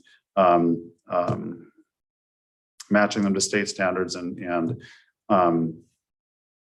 the feedback from all of those committee members who are all teachers. They are all Nevada teachers. Those approved materials, we do have a list for Nevada for each subject. There has been discussions in the past about, I don't know, I hate to say it, but that being a negative thing. I'll tell you for myself, honestly, it's another layer of scrutiny that these instructional materials have gone through in my mind, and it's a little bit of a focus for us also. In the past, before the Nevada Instructional Materials Steering Committee was put together, individual districts, like, so say we choose 3 math textbooks to pilot, we would pilot those, we'd choose the series that we want, and we would submit our rationale for selecting that one for possible approval by the Department of Ed. We know when we utilize those materials that have already been through the Instructional Materials Steering Committee, that now we get to glean it down from those, pick the ones that best fit our teachers and our students in Elko County from those, with really no fear that it could be disapproved. And then one more question that I know this is down the road, because first you have to pick books. But as far as training on whatever is chosen, is that part of the package of what you negotiate for a deal, or? You know, I think, again, compared to the last time that I was on a textbook selection committee, it absolutely has to be an integral part of our conversations and our plan going forward with this committee. And I base that on watching our rollout of our ELA series a few years back. If you look back and some of the things that Mrs. Turner, you shared, we struggled a little bit last year in the ELA, and we're working back on that again now. We, in the first 3 years of us adopting our ELA curriculum, our ELA instructional materials, student performance throughout the district was gradually increasing every single year, is incrementally improving every single year. And it wasn't a this and ending up here. It was every single year when you took the district as a whole. And myself as a principal at that time, looking at what we were doing, and I was a secondary principal, and I was a little bit jealous of the professional development that we had in place for the elementary schools, along with implementation of our new ELA series. But also that was the same time that the Read by 3 money and program that Mrs. Turner talked about came into play. So we were utilizing the Read by 3 focus and money to provide professional development through the use of our new reading series, our new ELA series. So seeing that, and when that happened, it happened at every single elementary school through our district. So we had have great consistency in that instruction that's happening in ELA throughout our school district. And seeing that consistency, I think, is a huge factor in the incremental growth in those first few years of utilizing those instructional materials. So long story short is, I think it's an experience lesson that we've learned that it has to be part of. We can't just throw a new textbook at teachers and expect it to be different. Expect And I different say that outcomes. because we've been talking about the public needs to know. I think sometimes the public thinks, well, it's a book, like here, you use it to teach, but there's so much to it and so many other materials. And then if you don't have training of here, you can use this at this point, like it's just a mess. And then you just become just using the very basics and you don't use all those other materials that you've paid for. So that's good to know. Mr. Zandros, are the two curriculum adoptions that we're looking at here, is that money, if we buy the textbooks, does that come out of the $2 million that you referenced earlier in this meeting? No, so we have a certain amount we have to spend on textbook curriculum, okay, and or computer hardware and software, okay?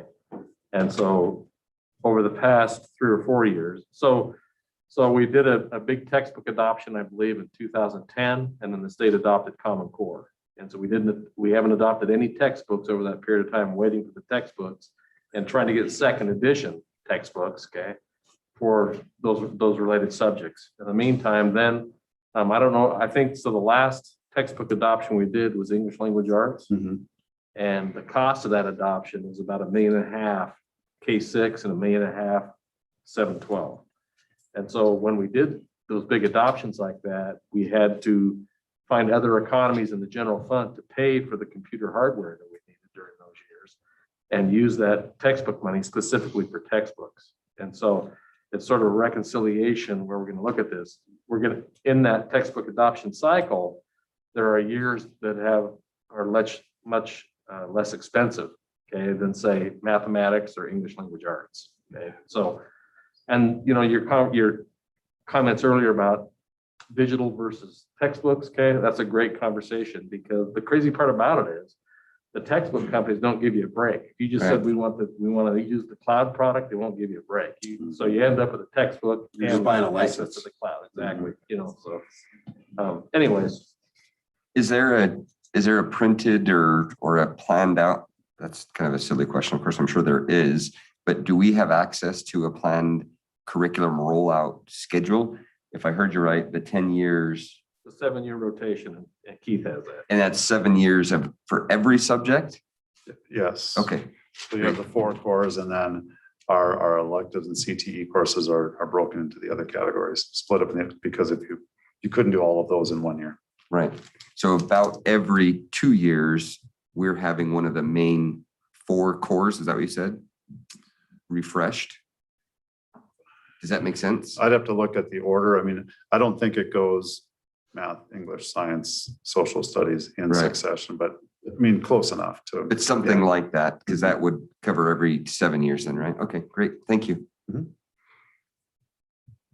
One more item on the instruction, on the curriculum before I move on to is I just got to mention that I believe it's IHF as our graduation requirements. If you do go there, so the transition to next year's grad requirements has been a 3-year, I believe, transition. There's other things that have happened, computer science requirement, things like that. A few years back, the board adopted this progression of graduation requirements. So that policy is extremely long right now.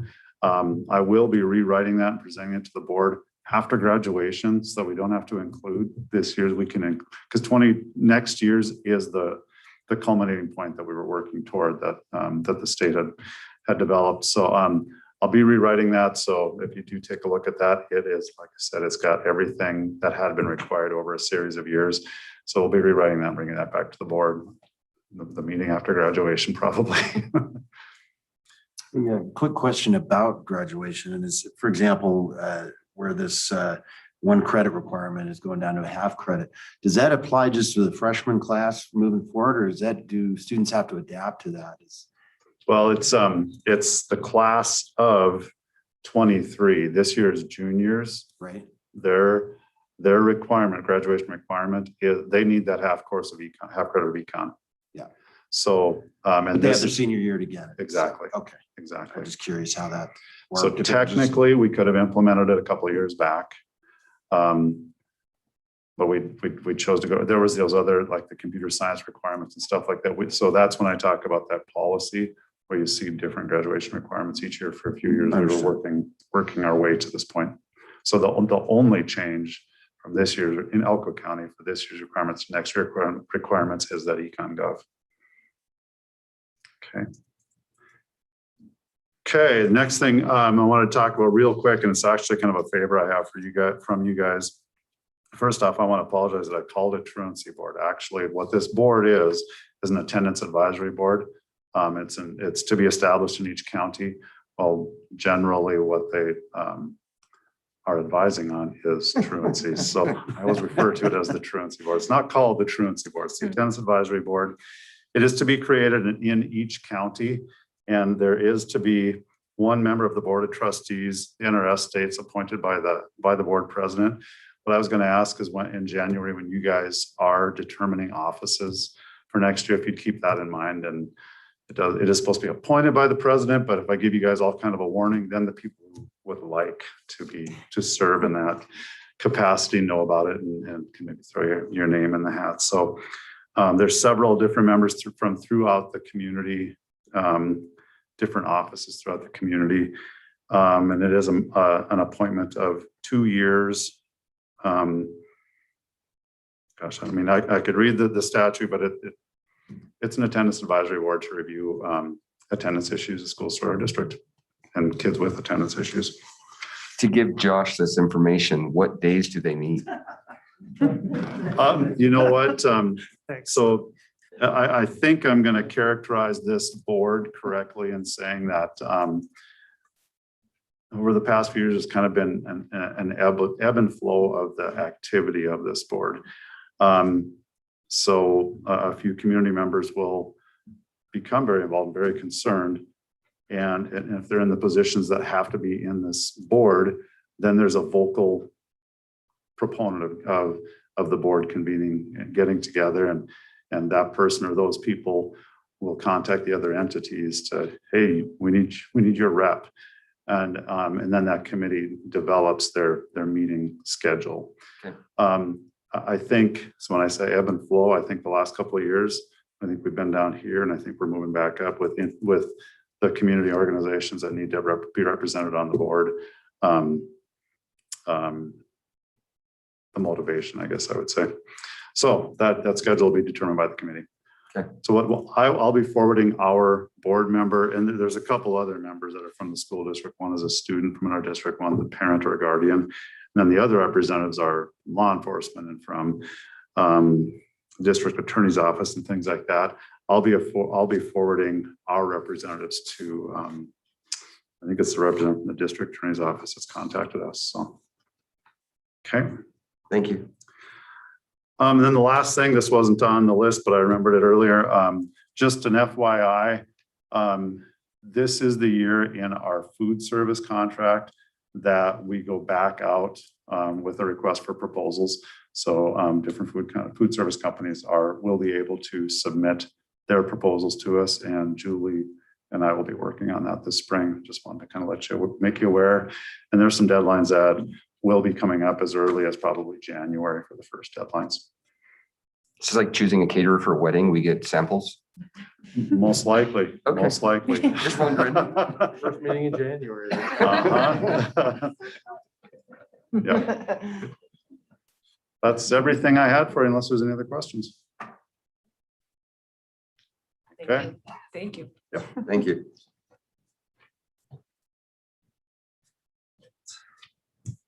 Hello, everyone. Thanks, Keith and Candace. They're pretty great to work with. I have a list of 5 things I'm going to talk with you about from our department as well. I'm going to throw a curveball at you, though. I'm not going to go in order if you're staring at the list, so keep you on your toes. But I will start with number 1 as number 1. So that one I didn't attach, and for a lot of these items, I included attachments to the agenda.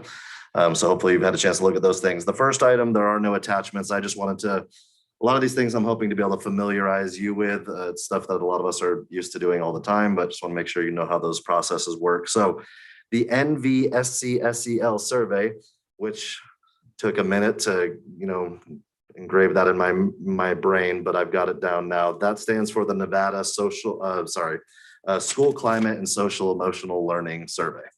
That is a yearly required survey that every district in the state puts out for all students grades 5 through 12. It is a survey that is used, and the data compiled from that survey is included in, if you go to the Nevada report card and look at every single individual school or districts as a whole, those numbers are reported for each and every school. And as you'll see in a little bit when I get to another item, I'm not going to give away which number it is, you will see how that is utilized by the schools individually every year. It's a very important survey, and we have a requirement to get a minimum threshold of 75% participation from all our students. We conducted that survey from October 25 to November 19. Schools just had a month-long window, get it done, and they got it done. It's an anonymous survey that at least 75%, but most campuses get in the high 80s to 90% range. They get that participation rate to help inform their decisions moving forward. New to this year, the NVSCSEL survey, there is going to be a staff component for it as well. That is, they piloted at some schools last year around the state, and that one is not going to be mandatory, but I would encourage our district to participate in that so we can get those same types of feelings and opinions and feedback from all of our teachers and staff at our campuses. So I will surely be presenting that option to you maybe towards the next quarterly update. That should be coming around that time. They have not given me an exact window of time. They just said in the spring. And so I would expect some maybe March, April, right when things are just really calm in our schools. Yep. And then in case this was going to be a question, no eye contact with Matt on questions. The results of those surveys have not come to us yet. We will get, so right now they're compiling them, even though our window closed November 19th, the company, which I believe is AIR, that conducts all of it, they were doing it for the whole state all the way through right about now, actually, in the month of December. So they're compiling that data, and I'm told we will receive that maybe February, March-ish. So that is the NVSCSEL survey. I guess one more thing worth mentioning is our kindergarten through fourth grade, or schools who have, primarily kindergarten through fourth grade kids have often felt a little left out when it comes to the NVSCSEL survey. And because of how important it is in guiding decisions for the item to be discussed, we developed, and by we, I mean me and Candace and some other elementary school administrators, we developed our own shortened, much more K4 friendly version of an NVSCSEL survey. It's just not all those letters, it's a different title. And our elementary schools are utilizing that to gather data for themselves. So that's not something we will get a fixed report on, because it's just a Google survey that CJ created and colored different colors and named different names for each campus. But those principals have already been utilizing that, and we'll continue to encourage them to do so. So that is everything from item number 1. Question. Eye contact. Yeah, my fault. At a later event or a later agenda item is a request for a partial day with an SEAD goal. And it talks in here about character strong. Is that at all related to the acronym you just Yeah, named? so people do call it SEED. SEED and social emotional learning are pretty interchangeable acronyms. They essentially are about the same thing. It's about the social emotional wellness of students. So there are certain companies that use the acronym SEED as opposed to SEL, or in this case, it's SCSEL. Great, thank you. Any other questions about that one? All right. Number 2, I'm going to skip down to state assessment.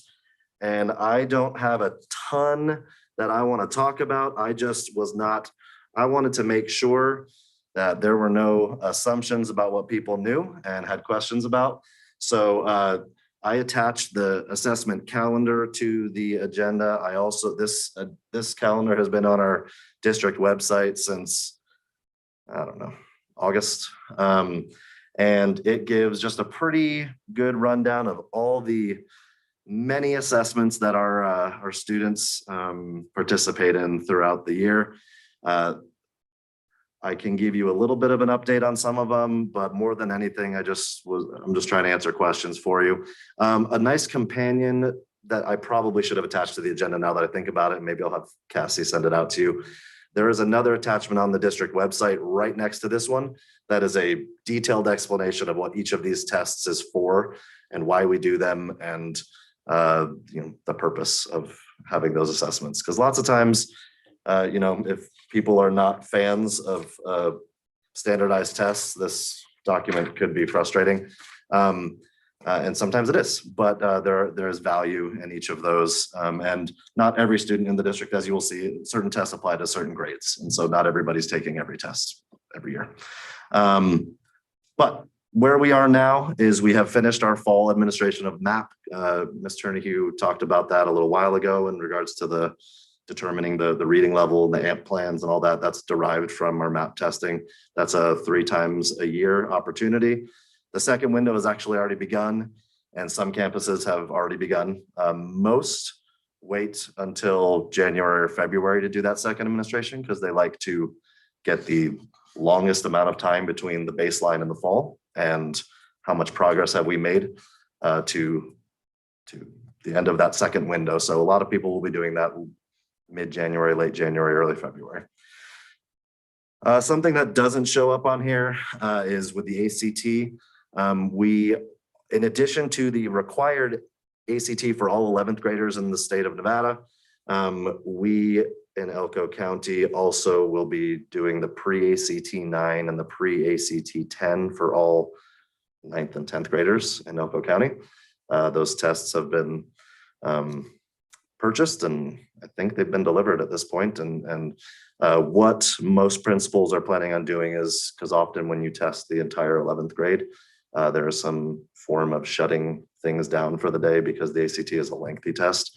So since we're going to be shutting things down and disrupting things, let's go ahead and we're going to do that for 9th and 10th. And so those will be valuable data points that show where we can start to anticipate what sort of progress should we expect from a pre-ACT 9 score to 10, and then a pre-ACT 10 to when they take it in 11th grade. And then of course, from 11th grade, they're welcome to take that as many times as they want after that. But we have that added in Elko County, which isn't necessarily present everywhere. So if I'm understanding correctly, if a couple of years ago, I don't remember the exact date, but the Spring Creek High School was basically shut down except for 11th grade. So 9th, 10th, and 12th went home for a couple of days, I think maybe. One day, okay. So to prepare our parents, now 9th, 10th, and 11th will stay in school and only do that one test. And the 12th graders will not go to school that one day, roughly. I don't want to speak for what the 12th graders will do at that campus, but I do, Spring Creek specifically, I believe that is how they typically run that.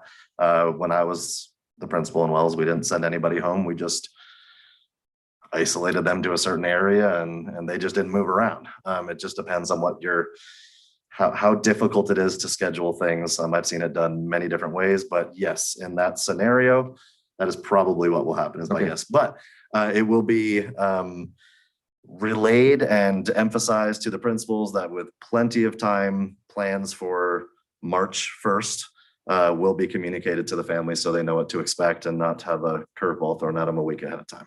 Great. A lot of testing happens in the latter half of the year.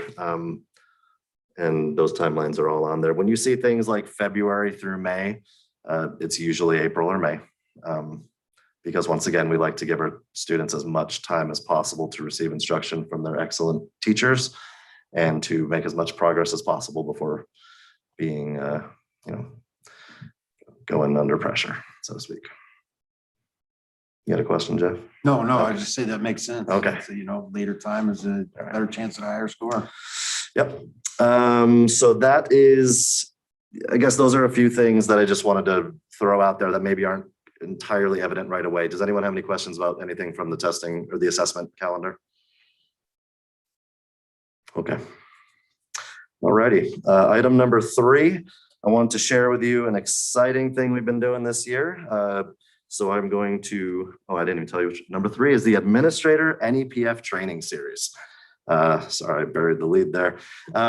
So the NEPF, for if you are not entirely familiar with that yet, that is the Nevada Educator Performance Framework. And essentially, it is how we, they have several goals in that framework. And one of the first ones is to foster student learning and growth, and the other is to improve educator instructional practice. So it is a measuring tool for how well we are educating our students. This was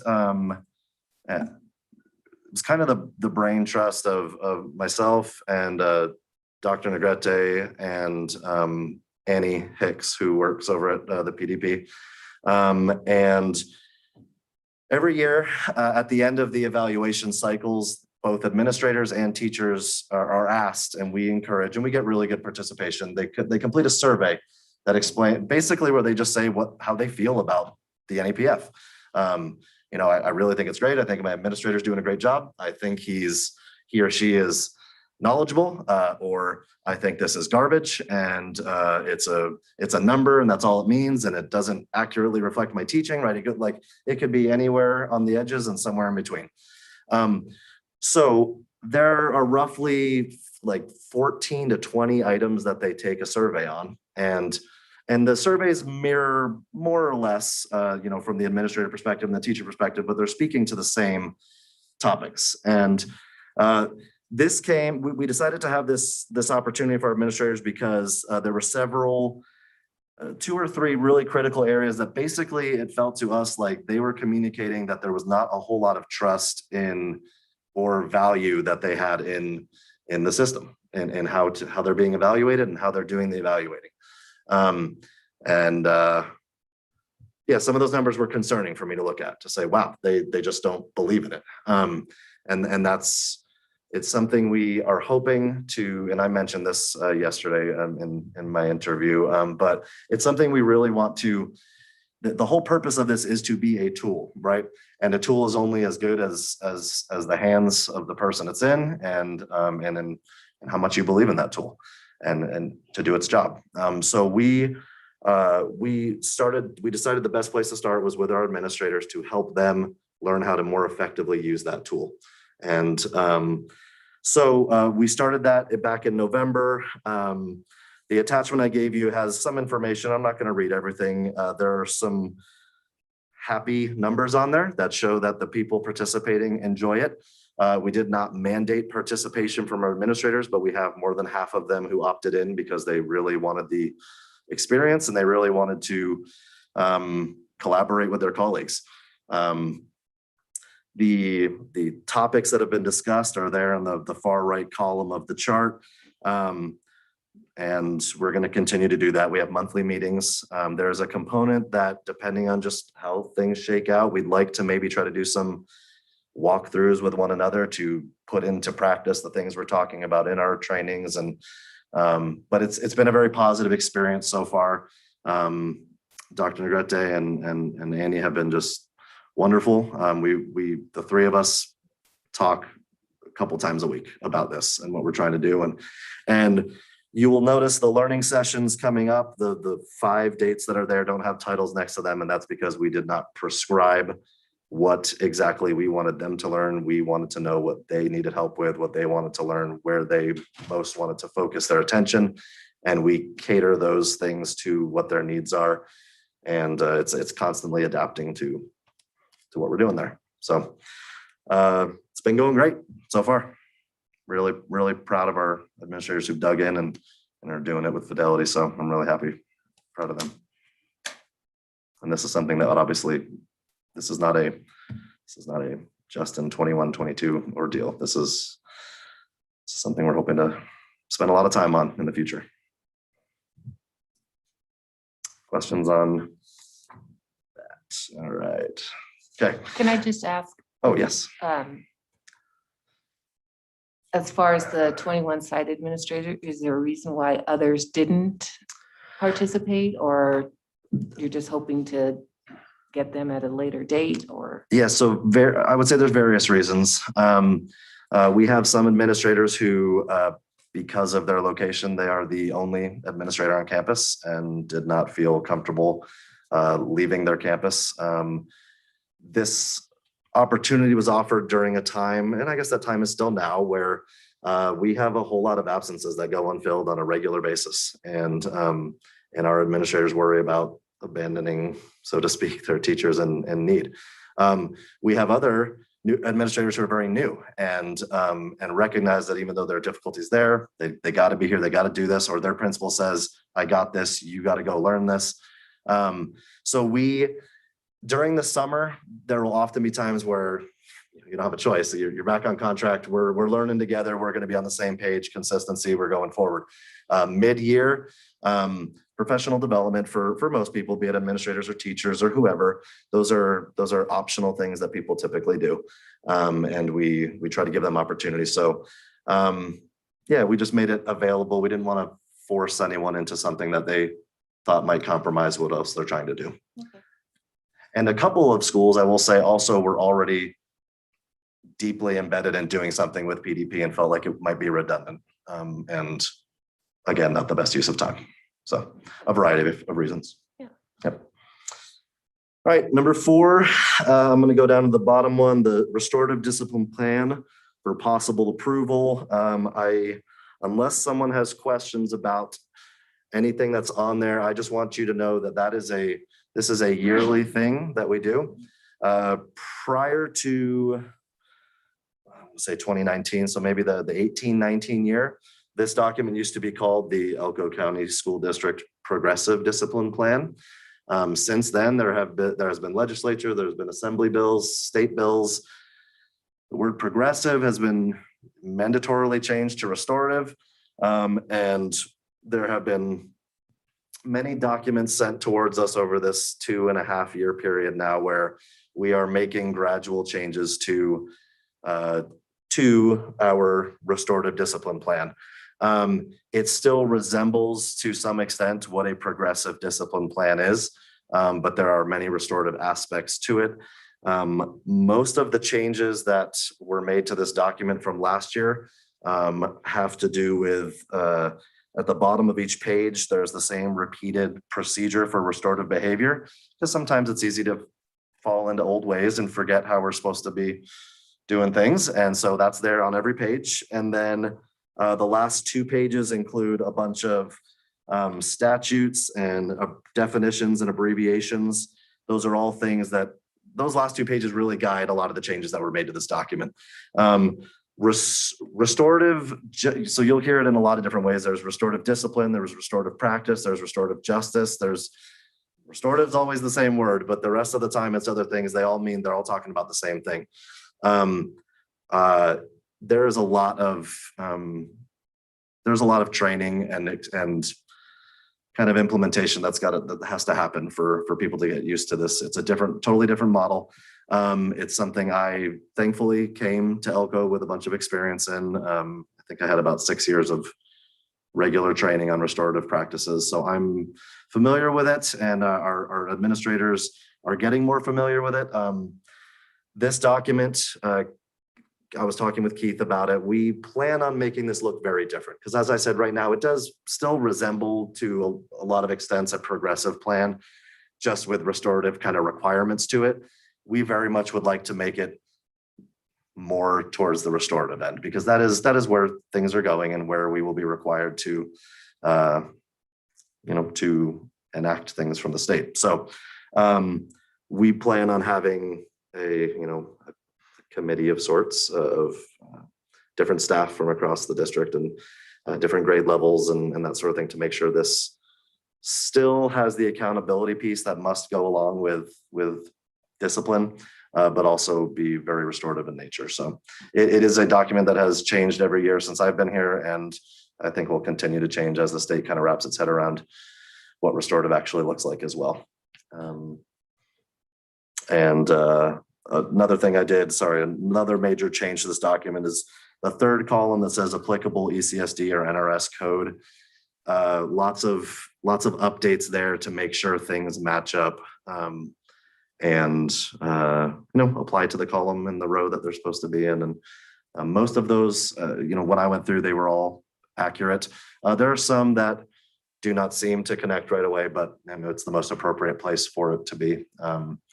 But anyway, this is the document. Supposed to get board approval. So maybe when I'm done running my mouth, you guys can discuss that. But it is something we are supposed to have approved by the board. But just wanted to give you kind of the background on it, what we've done to it. And I'm also very happy to answer any questions about this document this time. Madam Chair, when would you like an approval on this? Do you want it when he's finished? Do you want to concentrate on this now? I'll say we can go ahead and discuss that right now while we're at it, and then we can Beautiful. let you take a breath for a minute. Any questions specific to this restorative discipline plan? Did you get your breath? I took it. Yep. The bottom of every page, you have the restorative behavior procedure. Reading this, it says any student who has reached the point of suspension following the restorative discipline plan, ISS or OSS, must have a behavior plan in place before a suspension can occur.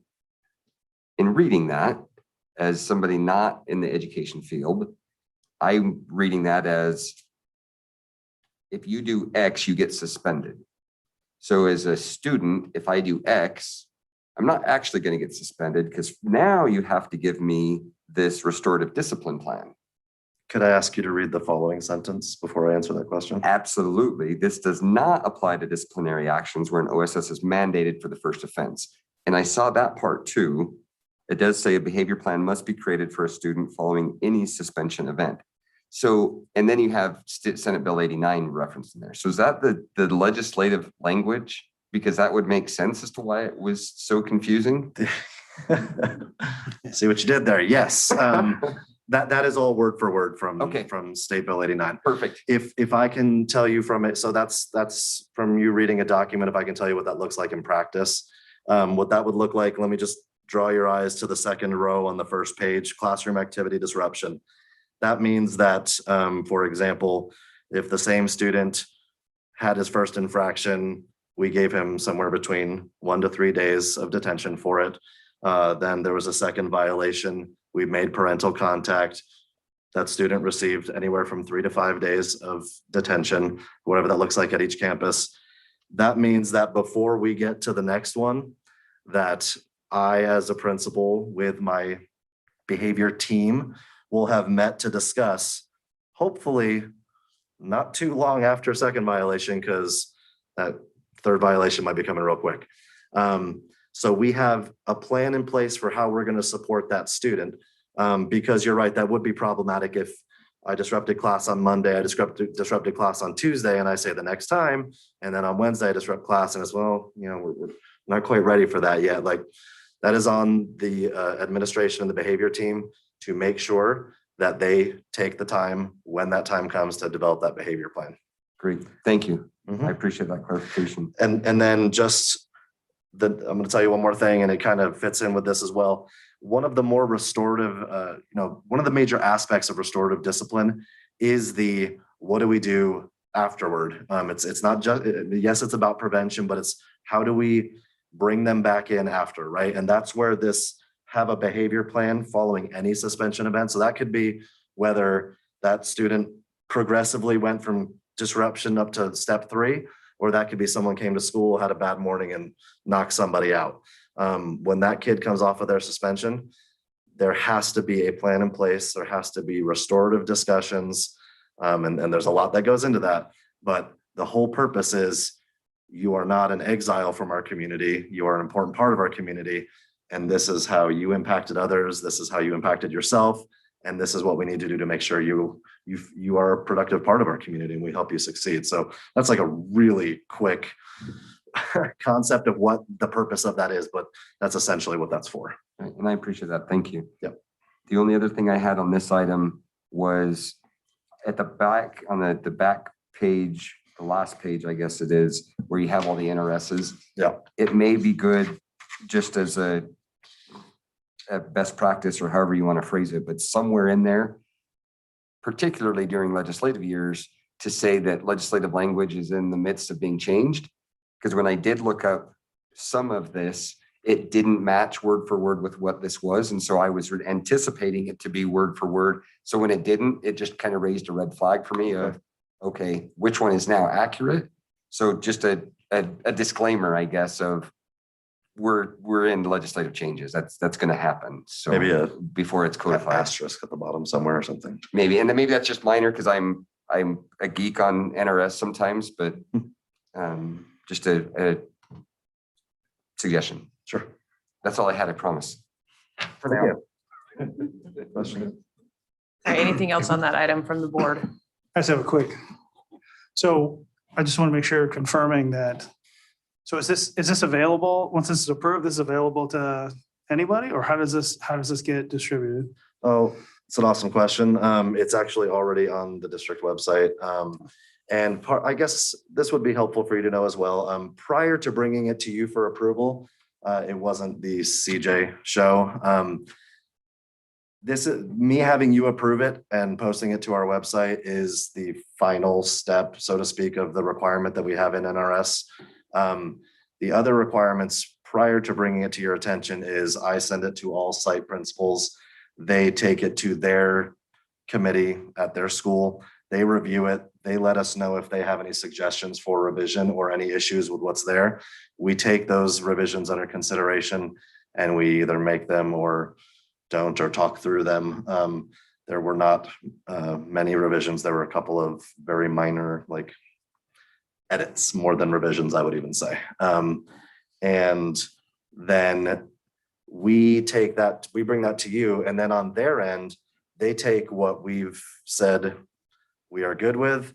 They essentially adapt it to their campus. And maybe if I'm an elementary school and there's a couple of things I need to add in, and then they call it the West Wendover Elementary Restorative Discipline Plan. So we have a district version and then schools have individual school versions, but they all, the things that are district-wide are district-wide. Row 3 is the same row 3 for everybody. Second part of that. So you're telling me that we have experts within the district that get together, that work with children daily, and they make decisions and they make policies based on that. And then we make that as a district policy based on statute as well as local, what's needed locally. And then we make that into a policy so that we can better take care of these children rather than just finding one child or one parent to make a decision against. That's the end of your question. That's the end of my question. Yeah. You understood it correctly. Okay, Yes. I just want to make sure that that's known. That was a run-on sentence, Mr. Byers. It was.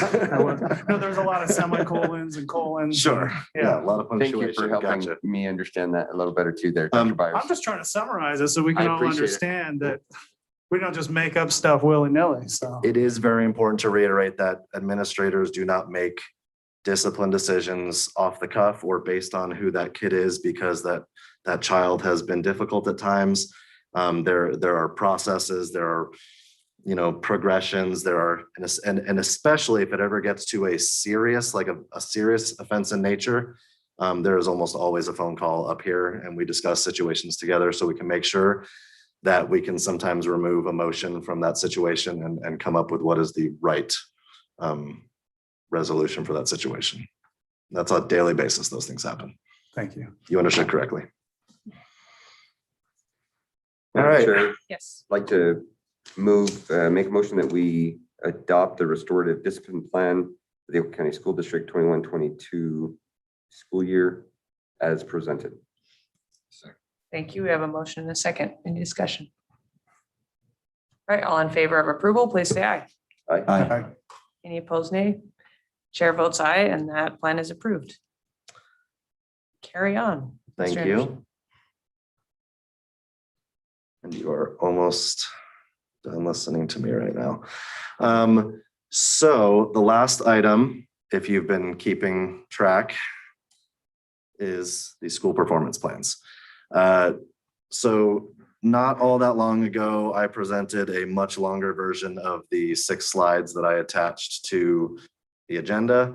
That had a lot of history in it and development, and we're beyond that. We're in implementation now. So I wanted to, I just wanted to get right to where we are. So the school performance plan development process is called the continuous improvement process. Okay, there's 2 acronyms that I use and a lot of people use, and they're interchangeable almost in people's minds. There's the CIP, which is continuous improvement process, and there's the SPP, which is the school performance plan, also referred to as a roadmap. A lot of lingo that goes into these. However, just to summarize, there are 9 events that take place during 3 acts is how they break it down.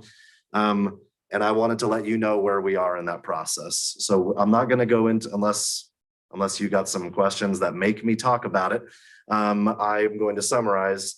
We are between event 5 and 7 right now. 1 through 5 were the communal development of the school performance plans that exist now for each campus. They were a lengthy, those 5 events took place from August up until late November for some people. So those were lengthy processes, minimum 5 events of meetings, sometimes more for people, where, and I'll show you on here in a second, kind of how that went. But the result is a school performance plan after events 1 through 5. And every school has a school performance plan developed by each campus along with input from many people, and then run by us up here at the district. We went through it with them. We made suggestions and for revision. They took them back, they revisited, gave us their final product, and those have been, every one of those is posted to every school's website. So these are, I'm showing you one example today, but all of these can be found at every school's website. And I want to say I'm very proud of our administrators and their continuous improvement teams for the efforts they put in. This is a brand new process this year. The concept of a school performance plan is not new, but the way it had to be done now is brand new to everybody, 100% of the administration. And they just did a great job. I'm really proud of them. So we are currently in event, well, so we finished event 5. Now events 6, 7, and 8, all 3 of them are the same exact event. They just take place, they're repeating events throughout the rest of the school year, and they're called status checks. This year, event 6, schools could opt into to not have to do event 6 this year. And the main reasons for that being that just getting 1 through 5 done during all the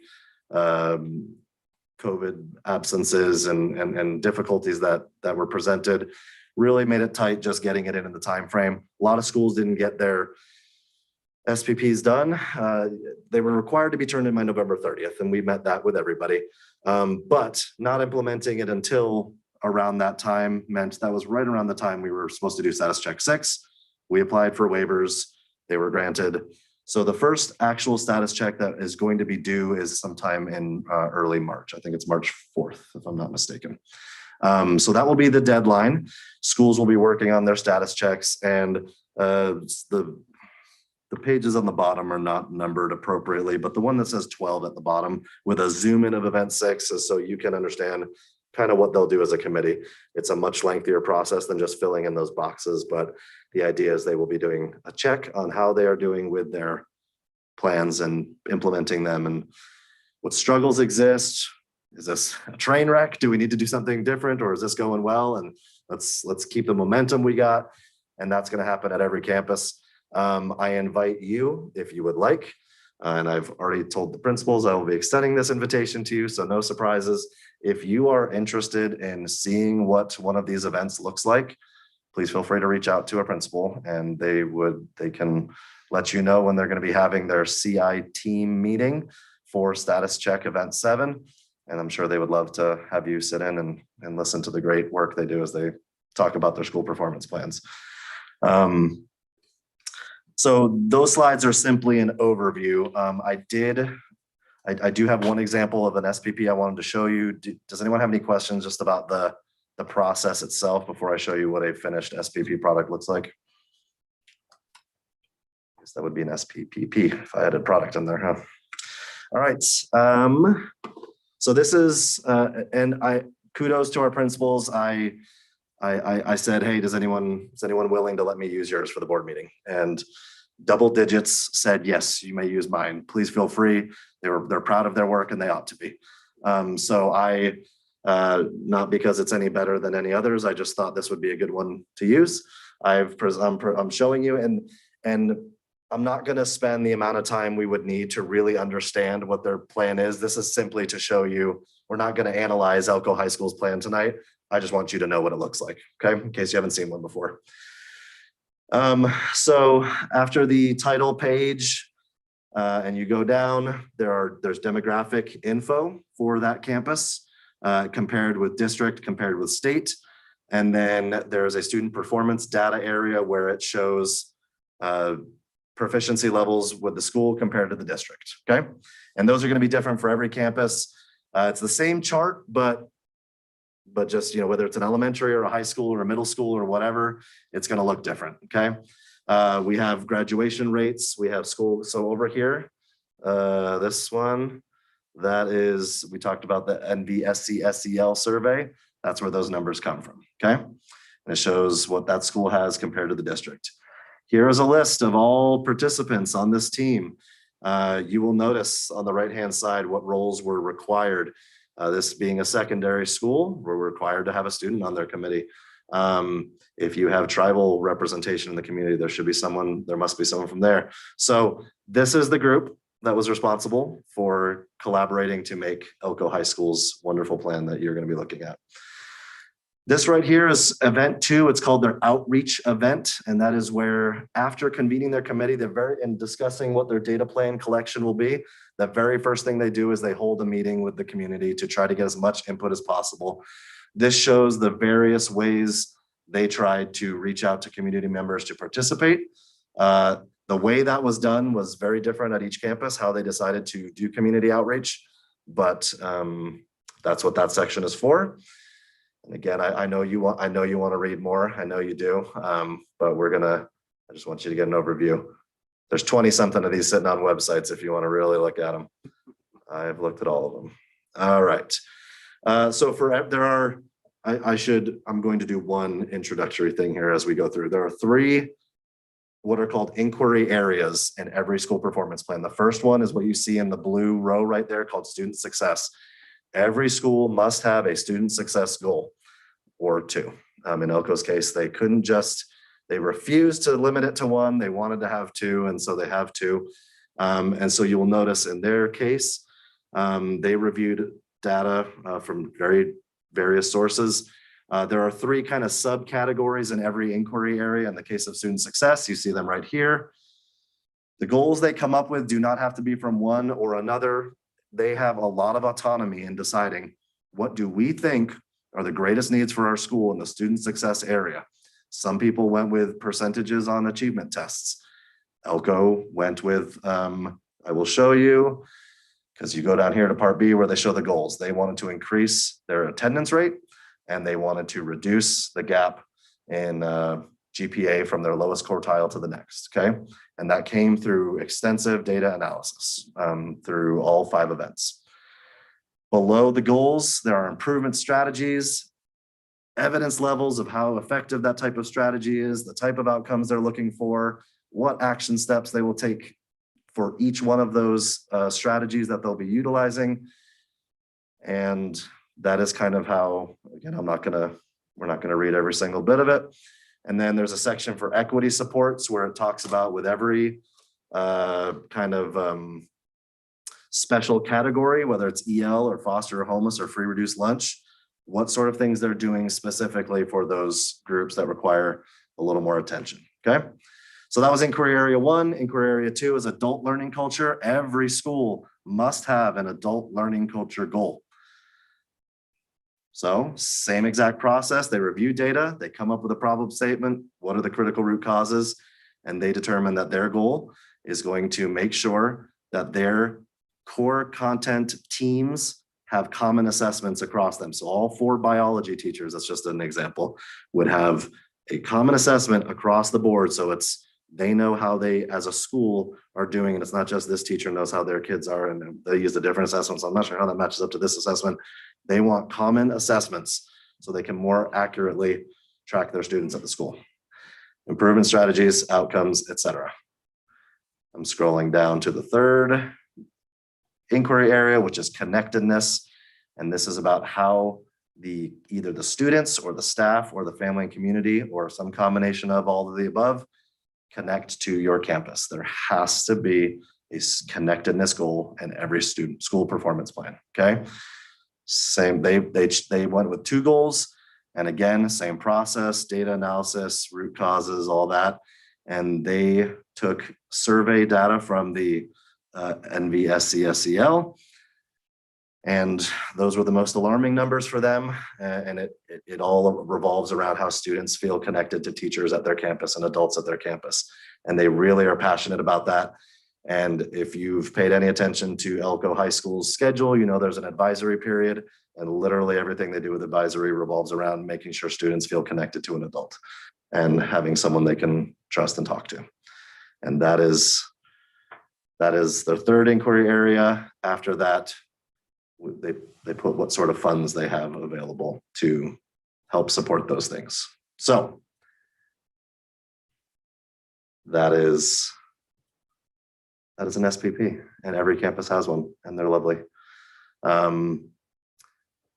Is there anything I can answer for you about the school performance process or the plans or anything else related? You said these are all readily available to look at.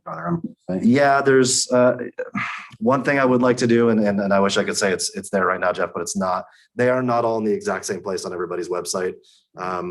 Most of the time, if you go to the parent tab of any given school's website, you will find it there. Sometimes under I've seen some schools where in the About Us So tab, they're on each school. every single school website has it. Yep. Okay. And I have it too. Maybe I'll just hit you up. Maybe I'll give you a tutorial on where to find them. Yep. Yes, but they're all out there. And we met our timeline as far as that goes. And I'm confident we'll meet our timeline for the status checks as well. They're doing a great job. They really are. Kudos to all of and it's not just the administration, it's the full teams, it's the teachers, the classified professionals on the campuses, the parents, the students, the community organizations really came together. So pretty great products, I think. I just want to say it's exactly the kind of information I'm looking for as we move forward in doing our own goals and working towards that. This looks like some really valuable information. And I look forward to something the principals did ask for as we entered this is, hey, it'd be really great if there were some district goals we could align these to. And now we have some state goals we can align them to. And coming in this spring, and I don't know which committee I'll be part of, but they are going to be piloting and implementing a district version of this for the following school year. And so I will be involved in the development of that and providing feedback, and we will be able to align our districts or goals with the state and have the schools align with our district, and lots of alignment. Great, thank you. I will be scheduling an appointment with you to geek out over the data. So thank you. I would love to. I am the right person to geek out with. Any other questions? Other questions? All right. Well, thank you. Thank you.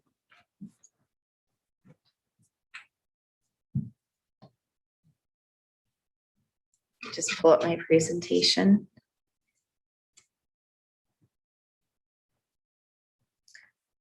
So I'm going to talk about our educational technology. Where Mac talked about the IT department, my role is a little bit different. And that's partly what I'm going to explain to you who I am and what my role is. So I'm Sarah Desart. I'm the technology coordinator, and I was hired at the beginning of last year. For this role, when we had to be for all virtual, they needed someone to help the teachers. They had the tools, but they didn't know how. A lot of them know technology, so don't get me wrong, but they needed someone to support them and to teach them what possibilities there are with the educational technology. So today I'll talk about my role, the goals, what professional learning opportunities I provide, digital coaching and what that is, and other supports that I provide. So what my role is I focus on educational technology. Technology is constantly changing. There's a new Google update, something changed something somewhere, and it's an ongoing process to help the teachers keep up with what's out there and how to teach that in the classroom and how they can use these tools to increase their technology integration, to increase 21st century skills, student engagement, and academic improvement. And also someone said to make learning fun and engaging, and that's where I try to help out with technology. So I do this in a number of ways. I offer a lot of professional learning opportunities, digital coaching, and just-in-time supports. So my goals, I support all the educators in transforming to highly effective digital educators. We are in a digital world, and jobs out there require that our students have these 21st century skills. And that doesn't mean that they need to be on the computer 24/7, that it's a virtual setting. That's never what I taught as. I'm a blended learning, where the computer supports the teaching and doesn't do the teaching. So I also develop personalized professional learning opportunities. I try to create data-driven, and ISTE stands for International Society of Technology and Education. And they have standards that are based on technology for educators, for students, for even digital coaches like me. And then design professional learning opportunities that are on research-based pedagogies like the SAM or TPAC, those type of things. So some of the professional learning opportunities I've provided.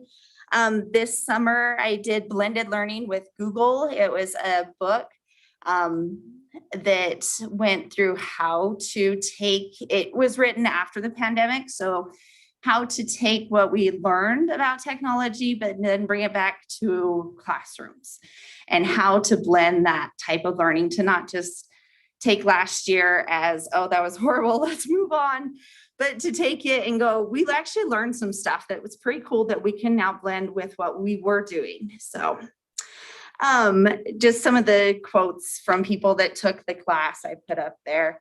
And then I hope to do one in June and August of this year with different focuses. I sent out a survey today to teachers to kind of get their, like what they want this spring. And then I'll do another one to kind of, I let the teachers kind of let me know where to go with these classes, what they need and what they want to focus on. The one, if you've ever checked your email, you've probably gotten them. Your ECSD. I send out tech tips. I used to do 2 a week. Now we're down to 1. That was a little bit much last year, but I understand not every teacher can get to trainings and give up their time to come to these. So that's why I do the tech tips. It also keeps people up to date on updates that have come, and I try to make it relevant to what's going on at the time. Like during map testing, I sent out like a map testing guide and things like that. So I try to make it relevant and keep teachers informed. I do digital tools and digital strategies trainings. So these are usually through Google Meets, and I'm right there. These are some of the ones I did this fall, and they can earn professional learning hours. If you didn't know, teachers have to earn so many per year, and it's kind of different based on when they've renewed. We're on a new system where they need 15 hours per year in order to renew their license. So this is part of the way they can get that, but there's other options for them. And then I do self-paced as well, learning opportunities. There was like a bingo game, an escape room, a learning menu, so they can have that opportunity to work on their own time schedule, but they do have to submit me evidence that they have completed these. And then I have some planned for the spring. Book studies, we did tasks before apps, and then I mentioned the blended learning. I did that again this fall. And then I have a couple that I'd like to do this spring, but I will also be repeating the tasks before apps and the blended learning again for teachers that want to do those. The one I'm really excited about is the Tech with Pirates. It's a fun one, and just more engagement and fun strategies, but there's the UDL and blended learning. It focuses on that blended learning concept again. I offer SUU graduate level credit courses as well. I work with SUU so they can get graduate level courses, and some of that I've offered, and some that I've planned based on what I got from the survey, but I'll look back at that survey. There's other choices they had, but those are some of their top choices of classes for this spring. Just a quote from a teacher I put in there about the self-paced courses that they loved and how many tools that they could implement. Another role that I do is digital coaching, and this is where I actually go to the teachers' classrooms and we work together. They have a whole menu they can choose from. That's new, but what I like to do is we look at a lesson, we talk about different ideas, and we try to implement the technology together. Because I remember the first time I ever implemented technology, it is scary. Because not only are you trying to remember your lesson, but you're also making sure that technology doesn't go wrong. And there's one kid that can't get to the website, and now you're flustered. So I like to go and help the teacher get over that. I can be that support while they can focus on the content. So that's what digital coaching is. And they can receive an SUU credit if they do a whole cycle with me. And that's a course called the Cycle of Dynamic Change. Additional supports I do, I have a help desk phone line. Option 3, if you call the help desk, the IT, you get me. You can email questions. Teachers email me questions all the time. I usually respond with a video tutorial, and I set up sessions for teachers. I have what's called the Elko Technology Teachers Club. You can join it if you have an ECSD account. It's where all my resources are. I support the elementary media specialists. I've been going to all of their trainings. They are new this year. And so that media specialists in the elementaries, I'm trying to support them along with Connie Thompson. She kind of takes the computer science standards while I take how to make sure the technology to help the teachers on that end. I support the Northern Nevada Virtual Academy for our virtual students and help Lacey Smith, the administrator of that. And one thing I didn't put on here, I did make tutorials for parents for our Family Engagement Center. And that's my big goal this spring, is to get more family training as well, to put on a couple family training for technology. Before I answer questions, I'm going to give you this little piece of paper. On here, I have my email, my presentation link. I can also email this to you, but I wrote an article for eSchool about Elko County and our technology and what happened during the pandemic. And then I was also on a podcast called Education Talk Radio about our Discovery Ed and the Nevada gold mines, how they provided Discovery Ed for the state of Nevada. And I talked about that. So if you really want to listen to me more on the podcast, you can, or you could read the article about Elko County. So I'll answer questions and I'll hand these out. All right. Thank you for the work you do. Oh, thank you. Great job. I wish we could clone you and have more of you. Because you do a lot for a lot of teachers. I love it. So, yeah. I had noticed the tech tips right away coming through, and I thought that was really cool. It's nice to put a face to that. Yeah, that's me. That Yeah. People know my email address before they know. Yeah, that's how I like, they're Well, they like, oh, showed I up. got an email from you once. I'm like, just once? Oh. Probably one of the first ones I got. I was pretty excited. Yeah. So I actually have two Okay. two things. So first one, again, bear with me, guys here. So what you're telling me is that during the pandemic and we had technology challenges Mhm. and then we analyzed that. And now we're learning from those lessons and implementing those into current lessons in the district. Is that currently going on? Yes. So we didn't just sit stagnant on the issues we had. We actually learned from those Yeah, and we've professionally definitely, move forward from there. yeah, we've definitely learned a lot of lessons and moving forward, keeping teachers up to date with these is definitely a big goal. Absolutely. Thank you. And then my second portion is I wanted to say thank you so much because this is the future.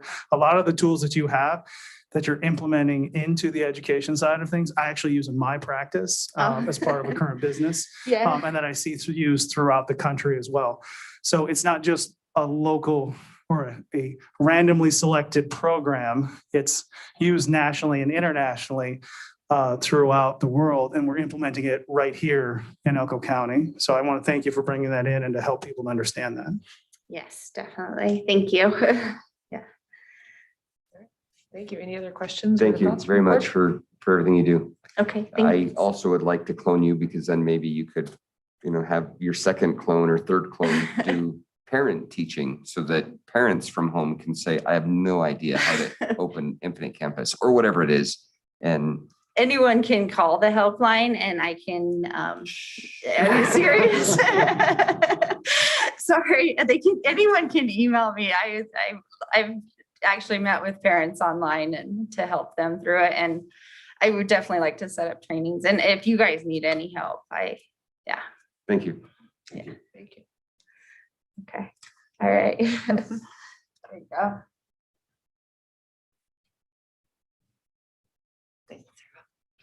And there's QR codes on there if you want to use your phone to get to the article. Just Thank you, open the Sarah. Camera. Amazing. Yours are hot. Tutorial how to do that, so. Okay, I can make a video tutorial on that. There you go. And how to make one, which Karen Rogers did for the coraliers concert, a QR code for her program, so. Yeah. I can close.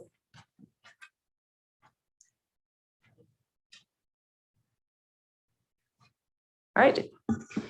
Thank you for all the information and the updates. It's fantastic to talk education in these meetings. It's great. Anything else on item 2.2? All right, we'll move on to item 3.1, our consent agenda. I move to approve the consent agenda. Second. Thank you. We have a motion and a second. Any discussion? I do have just a couple of quick questions, of course. On exemptions for the immunizations, I noticed that it's not always every single required vaccination. And I just was interested in that. Is that something that is purely choice of the parent? I was kind of surprised by that. Yeah, that's a fickle thing that we deal with year in, year out, okay, in regards to parents requesting exemptions for those vaccinations and it's about parental choice and they can choose to ask for those exemptions for whatever vaccinations they want to. And so that's sort of that's what we sort of deal with there. And COVID is not one of the lists on there. Is there movement one direction or another on that? Not that I know of. I don't think that, there's any intent to make that mandatory at this point in time. Okay, great. Thank you. All right, anything else on the consent agenda? All right, all in favor of approval, please say aye. Aye. Any opposed, nay? Chair votes aye and the consent agenda is approved. Item 4.1 is a report from our NASB director. If you guys remember the executive director for the National Association of School Boards wrote a letter to the president and stirred up a whole lot of controversy. The president and past president of of the Nevada Association of School Boards has written a letter to the new executive director and president of the board of directors, and the new president wrote a letter back, and it was kind of a half-hearted attempt. I thought that I can forward it to you guys, but not a lot of meat in it, I didn't think, for the severity of what was going on, but time will tell. We've got a meeting in January. There'll probably be some recourse from that. That's what I have. If you guys, I'll forward that email to you. It's got that response in it. Thank you. All right, any questions or anything for Ira? All right, we'll move on to item 4.2, items from board members.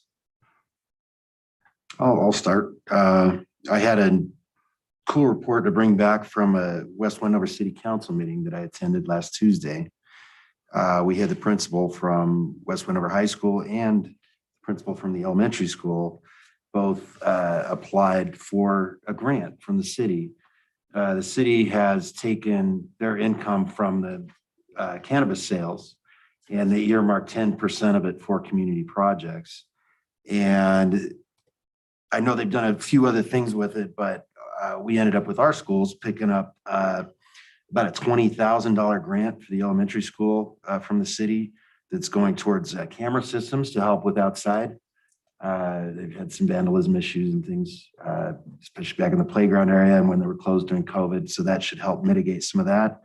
And then the high school was able to get about $9,000 for new bleachers for the softball fields. So that's a good addition there. I was really happy to see that. And I'd like to encourage any, and also thank those administrators, the site administrators, for going out, taking their time, spending effort to go out and get that funding for their schools. I was really happy to see it, but I was also kind of sad because I wish that was something that we could provide, right off. The more I'm learning about this job, the more I'm realizing that funding for schools in Nevada in general is severely lacking. And the fact that our administrators have to go out to do things for me, it seemed like a basic need, especially in this day and age with, violence in schools and with stuff like that. I'd like to see our security, brought up. And as far as those shared community spaces, and we talked about a little bit about that back at the conference, but improving those areas, some of the fields there are in pretty poor shape. So I know going into what we're looking at, those might not be things we can address right away, but it's something I certainly noticed. And again, I want to thank those administrators for going out and making the effort to go and get those things for the school. The other thing I wanted to share was what first happened when we came, or instead of the pledge, we did the national anthem. And for me, standing right here, it's 3 minutes. I don't know what the over under is on that on the Super Bowl, but something like that. For 3 minutes, I was able to stand here and think about the responsibility that we have and what we do and how our system works and what a great country we live in to be able to participate in this as a citizen. So I'm just really thankful for that, and to have those guys here and do that was just a really special moment for me. And I it's had to thank God for the mask. So anyway, that's all I had, was just wanted to bring those up, but I'm really happy to be here, happy to serve. And that really made me feel like we're doing something important. I actually do want to shout out to Josh with the questions you're bringing up, and you should be a prosecutor, man. or anyway, but I love what you're doing, helping us show that we are transparent, that we are doing as a group, as an effort. All these people here and are putting this effort forward to try and work and make our school district better and work for our kids. So that to me is really inspiring, especially that presentation tonight, seeing everybody. Thank you all for that. That provided just a ton of great information and made me feel, not that I didn't before, but it makes me feel like we are headed in the right direction. And with all of us, all our different specialties, we put our heads together, man, there's nothing we can't accomplish. So I'm really, really excited and happy to move forward. Thank you. Other items from board members? Is there any early results on the election? Yep, There is. Anybody heard anything? unfortunately, it failed. It did. Holy moly. Almost 60-40. Yeah. So We get 7 days of mail-in, right? we do have 7 days of mail-in. This includes the election day, and these are unofficial.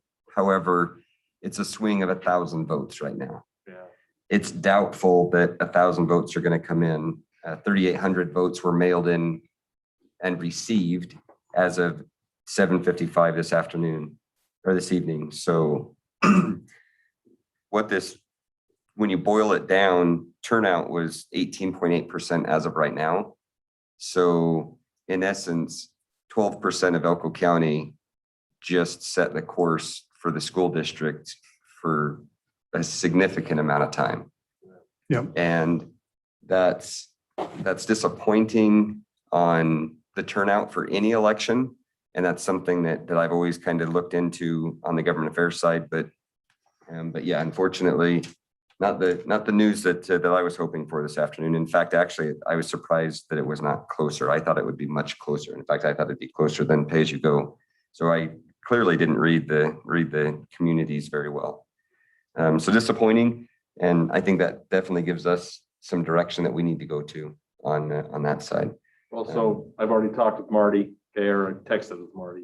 And so I'll be meeting with he and Rob tomorrow morning at some point, and I'll bring something back to the next agenda on the 21st, okay, to sort of bring the board up to speed with what alternatives we have.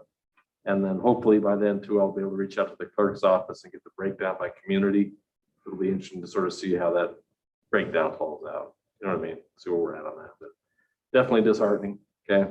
And, I just thought it's just been crazy because it has been the perfect storm.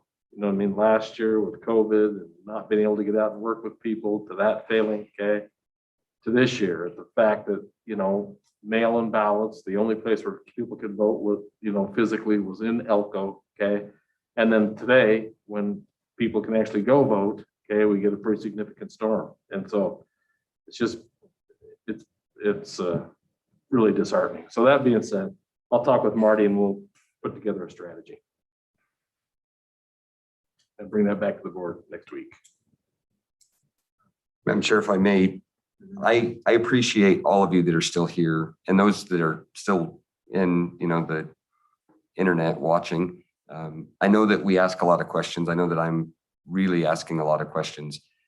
I appreciate your guys' patience. I know that I'm keeping you guys, we are keeping you guys from your families just as much as we're staying away from ours and asking these questions. But it is getting better. There was on the accounting side, there was an RGB3 thing that I was about ready to ask you. And I was like, oh, wait, I know what that one is now.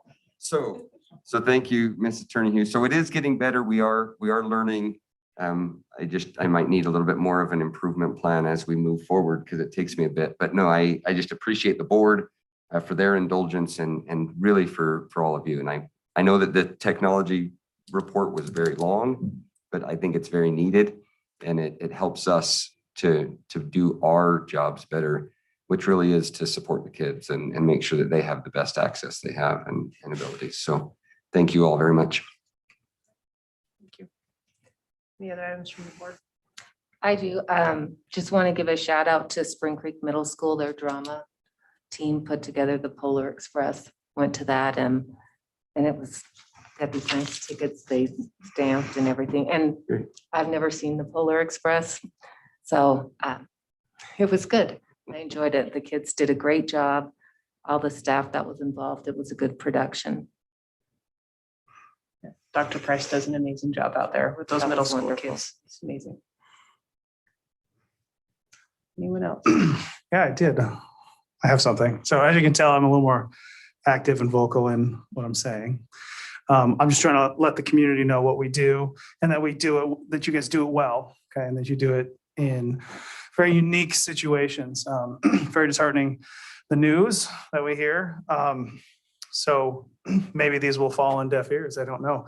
So But I took some time to sit down and to write some stuff. So I apologize again for taking more of your time, but I think it's important. Okay. And so I think that these words are important. So let me just begin then. So what I'm asking is, how do we inspire people specifically in this room? How do we inspire students to aspire, right? It's a great question. It's one every person and organization should be asking itself now more than ever. As we continue to navigate the remnants of the last 2 years, I think the question of inspiration and aspiration becomes more important, more meaningful, and truly more pivotal to our community and direction.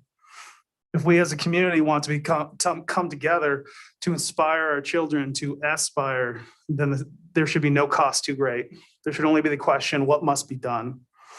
If we as a community wish to be the best future for our children, then now is when our investment must be made. I can assure you, I am making that commitment on this side of the table. I can only ask for commitment from those across the table. The future is bright. The possibilities are endless. It's up to us as parents, district employees, and community leaders to decide how to bring that future and how that can come to fruition through commitment.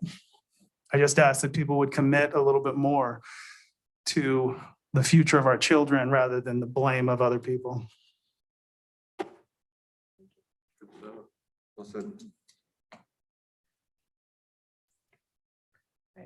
Any other items? All right, we'll move to 5.1, our superintendent's report. Okay, well, first off, I want to thank Tiffany. Tiffany's here, and Tiffany and Tammy and Chris Johnson have been all over the county here and all over the press and all over the Battleborn, supporting the school district and our kids in regards to the bond renewal. And unfortunately, our foes in this thing had a year to sort of misinform the public. Okay. And, I think that that's exactly what this is. I mean, we had low turnout and I think people are misinformed. So that being said, I just want to thank them for all their efforts. I've attached a construction update, which is pretty straightforward. I mean, we have some projects that are pretty much completed, but we're having supply chain issues. West Wendover High School partial day request. That's for some professional development over in West Wendover. I have an enrollment comparison I've included on there, which is we're right at 9,995 kids, I believe. So that's pretty good. If you look at that, you can see how the Nevada Virtual Academy has much lower enrollment than it did. And what that is we have been re-enrolled those kids back in the regular coursework in the schools. Okay, those are kids that last year didn't want to come to school for live instruction. Okay, and so they participated in that. So our numbers are up a little bit, and we're maintaining our numbers right now. Right around 10,000. So that's a good thing, and that's a good sign. For us. Normally, over the course of the year, you see a little bit more of a decrease. So I'm happy to see we're maintaining those enrollment numbers. I've attached a press release. There were statements being made about a teacher in social media that I think you're all aware of, that was suspended from Spring Creek High School. And so that's a press release we released to address that. Okay. And then lastly, Sheriff, the ITOR today released a public statement in regards to a TikTok challenge that's going on throughout the community. And I thought the board would like to see that too. We've increased patrols and SROs in all of our schools, and we're keeping an eye on that. And so if anything does come up with that, I'll let everybody know about that. And that is all I have.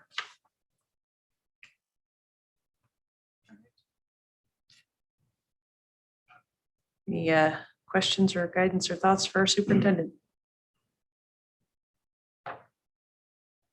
I just want to say thank you. Thank you for coming back. Oh, you're welcome. Thank you for guiding the district through the challenges that we've experienced, and thank you for continuing to be around even after you retire again. We know we will look to you for further guidance. That's no problem. Thank you. I'd like to echo that too. Thank you for the guidance, for everything. You've been invaluable. Well, Really thanks. getting us up to speed, me, myself especially. Well, I want you to know that it's really encouraging, okay, to get the opportunity to work with you guys, to bring in new board members, and all four of you being so ambitious. I mean, truthfully, if it wasn't Barbara and Teresa, sticking it out, we don't know where we'd be at right now. Probably the governor or the state Department of Ed would be running the place. But that being said, all four of you are so, dedicated and articulate and willing to spend the time and taking the time to learn, And I know that normally the quarterly report's about a 20-minute agenda item, okay?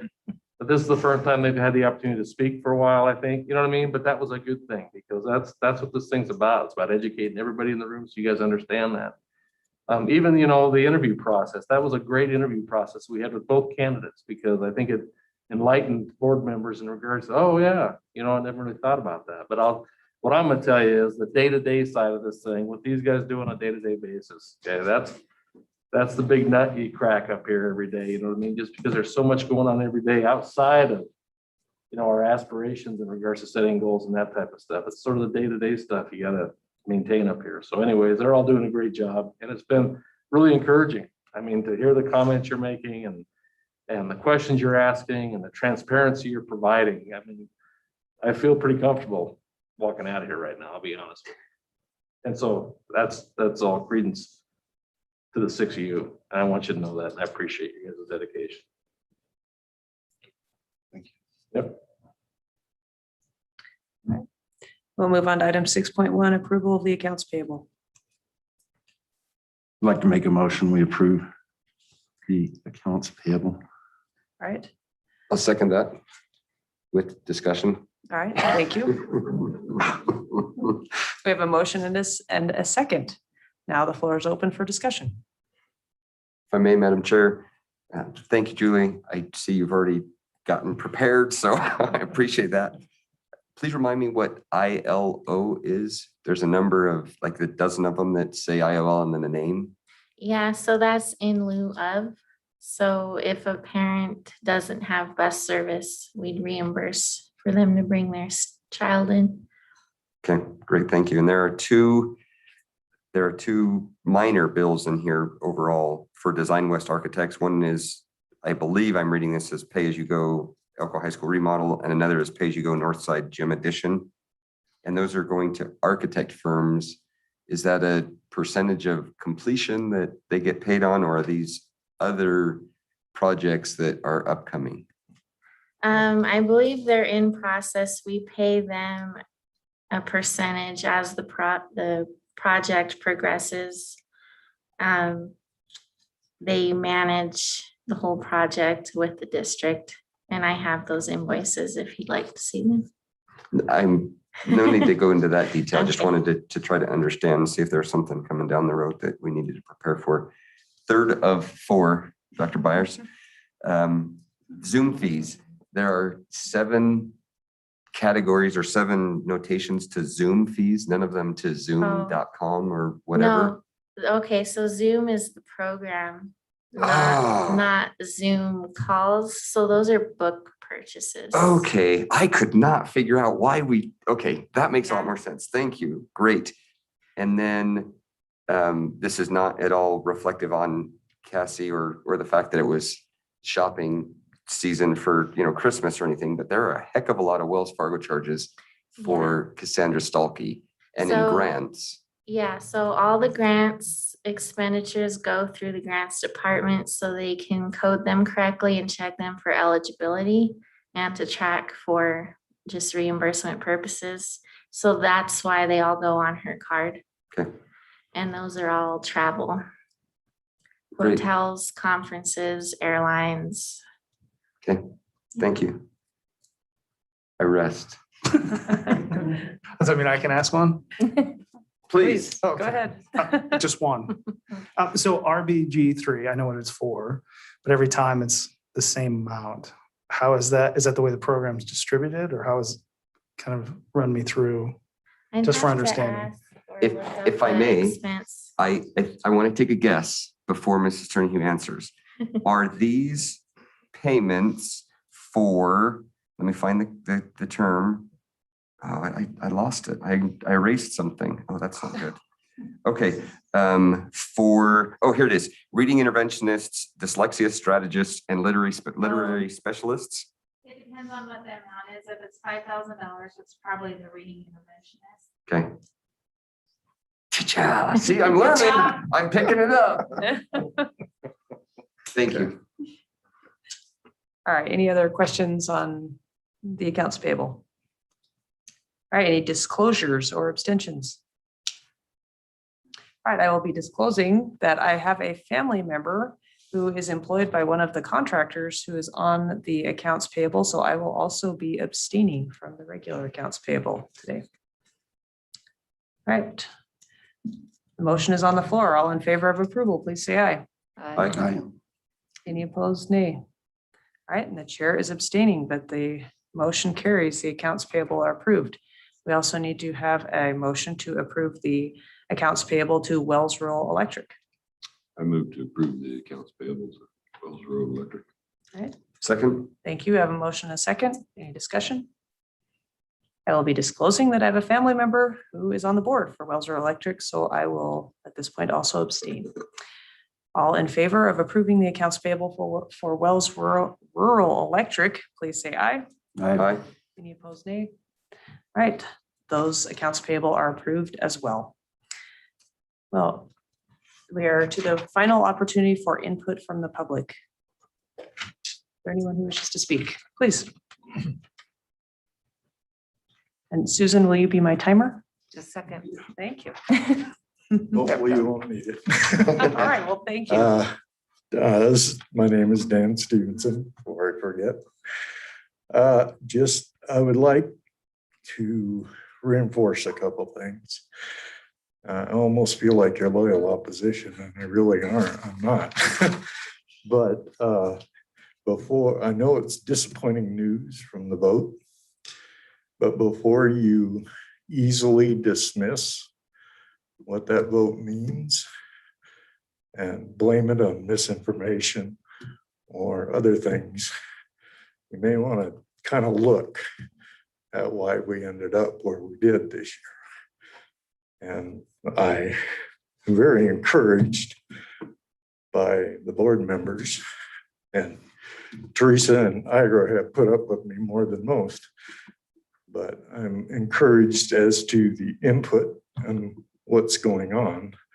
And Joshua, it's very much appreciated, the transparency discussions. I think we need a lot more of that, because it's still not absolutely clear why we ended up where we did. I don't think any of us want to be in a battle, but we would like to at least be part of the system. So thank you. And I'm a little emotional right now, but I appreciate your guys' time. Thank you. All right, is there anyone else who wishes to make a comment? Well, we thank you for enduring and enjoying this evening with us. And we will now be moving into closed session with a motion to do so. So again, thank you for your participation and enjoy your evening. I guess we can entertain a motion, and then everyone can depart now or when we finish with the motion. Madam Chair, I move to go into closed session per NRS 288.220 for the purposes of meeting with district negotiation management representatives. Thank you. Do we have a second? All right, we have a motion and a second. Any discussion? All in favor, please say aye. Aye. Any opposed, nay? Chair votes aye, and we will move into closed session. Again, thank you everyone for coming this evening and for participating with us. Thank you.